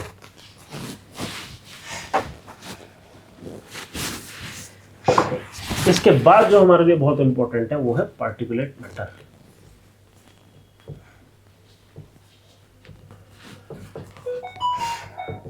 और पार्टिकुलेट मैटर क्या है कि वो सॉलिड्स, लिक्विड्स, ठीक है, सॉलिड्स एंड लिक्विड्स जो कि सस्पेंड कर जाएं एयर में, ठीक है। और वैसे पोल्यूशन का मतलब क्या होता है, क्या डेफिनेशन थी? Any substance or form of energy हाँ, that accumulates in environment beyond the natural capacity हाँ, to neutralize it, है ना। तो और न्यूट्रलाइजेशन और जनरली हमारे लिए हार्मफुल होती हैं ऐसी चीज़ें, है ना। और यहाँ पे हार्म क्या हो रहा है पार्टिकुलेट मैटर के साथ? यहाँ पे हमें तो क्या हार्म क्या है? कार्सिनोजेनिक फॉर एग्जांपल कुछ हो सकता है ना, या पोटेंट ग्रीन हाउस गैस है। यहाँ पे हार्म क्या है? जलाती है, हेज प्रोड्यूस करती है, एसिड रेन कर सकते हैं। यहाँ पे सेम चीज़ यहाँ पर होती है ना, हमें समझ आएगा इसका हार्म क्या है पार्टिकुलेट मैटर का। यस, ये हमारे एल्वियोलर सैक्स को ब्लॉक कर सकते हैं, ठीक है। अंदर जाकर हम ब्रीथ कैसे करते हैं, हमारे ऐसे वो बलून टाइप के सैक्स होते हैं, ठीक है, जहाँ पर कि होता क्या है कि यहाँ पे ब्लड वेसल्स आती हैं और ब्लड वेसल चली जाती हैं, बहुत छोटी छोटी ब्लड कैपिलरीज, ठीक है। और ये होता क्या है कि ये जो सैक्स है, जब हम इसमें एयर लेते हैं, है ना, तो ये बलून की तरह फूल जाते हैं, जो कैपिलरीज हैं उससे बहुत पतली हो जाती हैं। जो ब्लड है पहली बार कांटेक्ट में आता है एयर से, ठीक है। और होता क्या है कि इसके अंदर जो सामान आ रहा होता है 21% ऑक्सीजन नहीं होती है, वो एक्सचेंज हो जाती है, ठीक है। जब हम ब्रीद आउट करते हैं वापस छोटा हो जाता है, ठीक है। तो थोड़ी देर के लिए एक्सचेंज चलता है, और ये जब हाँ, जब हम by the end of that exchange होता है कि 21% रिड्यूस होकर 16-17% रह जाती है, इसको हम वापस एग्जॉस्ट कर देते हैं। एल्वियोलर सैक इस तरह काम करते हैं। हाँ, तो होता क्या है कि हमारे ये विंड पाइप है जैसे, ठीक है, वो आगे जाकर बढ़ जाता है और ये आगे कई ब्रांचेस में बढ़ना शुरू हो जाता है, ठीक है। हाँ, और ये बहुत सारी ब्रांचेस में बटा, उसके एंड में ऐसा एक एल्वियोलर सैक आता है, मिलियंस ऑफ वो तो ग्रेप्स रखते थे। मिलियंस होते हैं काफी सारे। हाँ बहुत सारे होते हैं। अब क्या है, एक बार यहाँ पे इन सैक के कैपिलरीज में ये पार्टिकल जमा होना शुरू हो गए, इसकी एफिशिएंसी रुक जाएगी। समझ रहे हैं, हमारी लंग्स की एफिशिएंसी खत्म हो जाएगी। तो जो भी ऐसे जितने भी यहाँ पर वो हैं, इवन फिशेस में वो गिल्स से ये सारा काम करती हैं, वो फिल्टर आउट करते हैं ऑक्सीजन, है ना। उनके गिल्स में पार्टिकुलेट मैटर अटक सकते हैं अगर ज़्यादा सस्पेंशन है पानी के अंदर, है ना।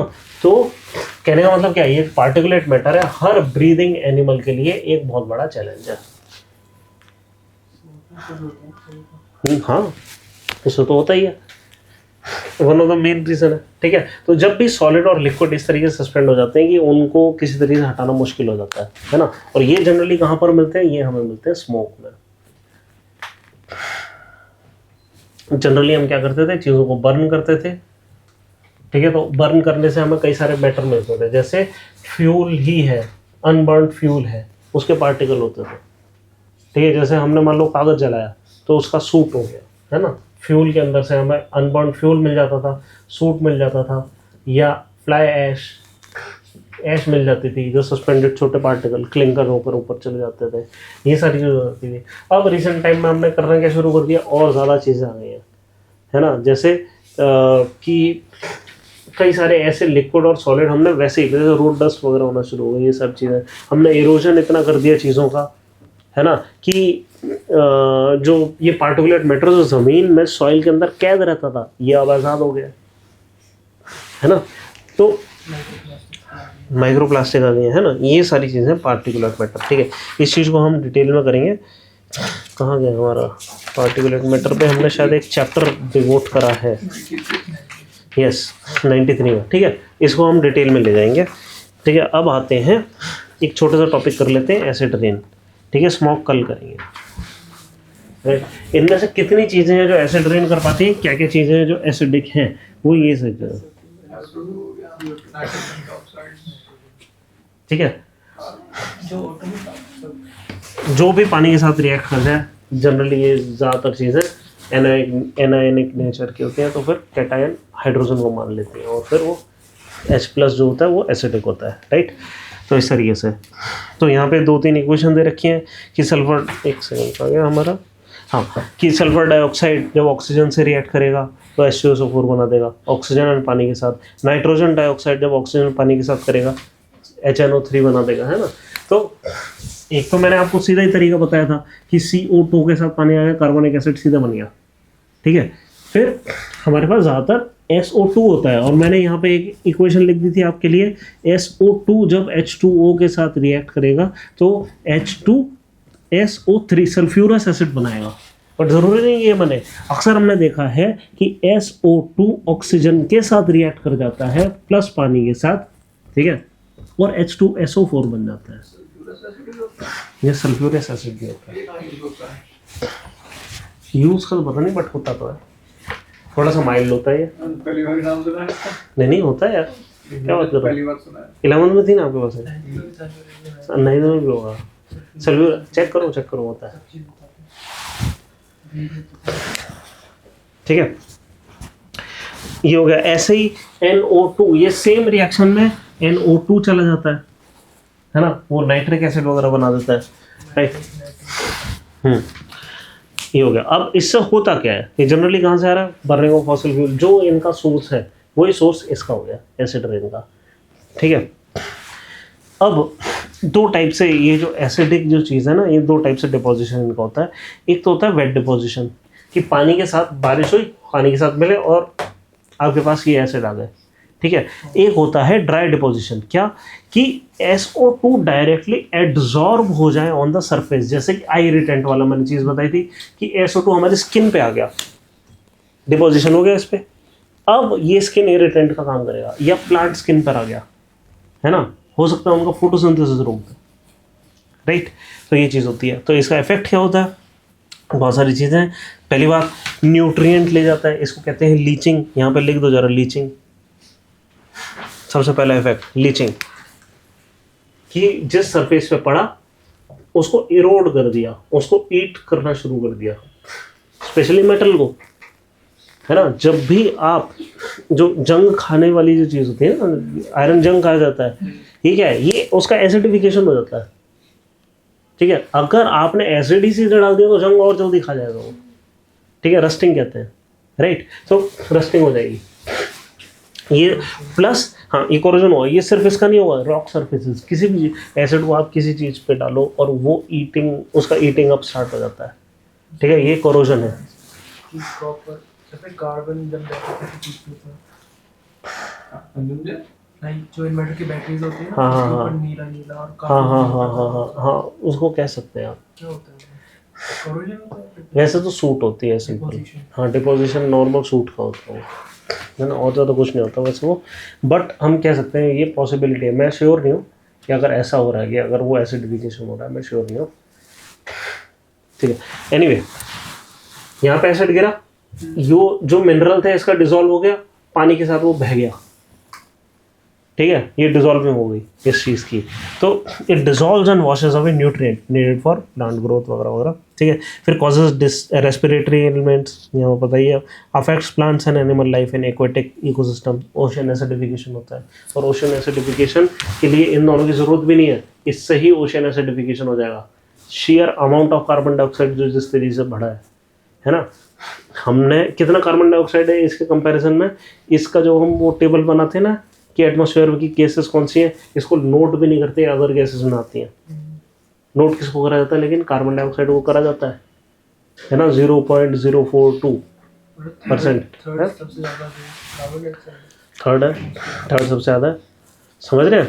तो इतना क्वांटिटी है, जब इतने क्वांटिटी में कोई माइल्ड एसिड भी होगा वो एसिडिफिकेशन करेगा। ओशन की एसिडिफिकेशन इससे हो रही है। एसिड रेन सबसे ज्यादा यही है, H2C होता है हाँ नहीं, हाँ एसिड रेन में सल्फर है सबसे ज़्यादा, हाँ तो सबसे ज़्यादा करोड कर रही है, ठीक है। It crores metal and rock surfaces, वही चीज़ है। And results in leaching. Leaching क्या है कि मेटल का डाइल्यूट हो जाना, सोल्यूबल हो जाना पानी में। वैसे मेटल सोल्यूबल नहीं होते, बट एक बार उस पर एसिड आ गया और वो कैटायन बन गए, कैटायनिक फॉर्म में फिर वो सोल्यूबल हो जाता है पानी के अंदर, और इससे ऑब्वियसली ये डैमेज करता है स्ट्रक्चर। नहीं, मर्क्यूरी, हाँ मर्क्यूरी मेटल है, एसिड के साथ डिसॉल्व हो जाएगा, बट मर्क्यूरी लिक्विड है और वो आराम से एलॉयज बना लेता है। What is alloy? Metal in metal, metal dissolve in metal, है ना। वो उसका बस है, वो आयरन को पूरे को खा जाएगा। कभी देखा मर्क्यूरी, कभी एल्यूमिनियम पे डालो, वीडियो देख लेना यूट्यूब पे, नहीं बचेगा, मर्क्यूरी खतरनाक होती है। एल्यूमिनियम का स्ट्रक्चर उसमें गल जाएगा, मर्क्यूरी बचेगा है नहीं, मर्क्यूरी नहीं बचेगा। मर्क्यूरी भी वो कुछ पाउडरी सब्सटेंस का कुछ बना देता है। मर्क्यूरी इतनी तेजी से खा जाता है, लेकिन वो इसको कोरोजन नहीं बोलते, इसको कहते हैं कि ये एलॉय बन गया, है ना। बस चलो ठीक है, बाकी हम कल करते हैं। कल हम ये दूसरा कंपाउंड, हाँ स्ट्रेटोस्फेरिक, ये ओजोन वाला हम करेंगे, और फिर ग्लोबल वार्मिंग करेंगे, अर्बन हीट आइलैंड वगैरह, और फिर पार्टिकुलेट मैटर पर आ जाएंगे। बस सही है, 2 दिन हमें लगेंगे एयर पोल्यूशन करने में। वाटर पोल्यूशन हमारा हो गया है, फिर सॉलिड्स, बस ठीक है। आई थिंक 5-6 क्लास लगेंगे एनवायरनमेंट खत्म करने में।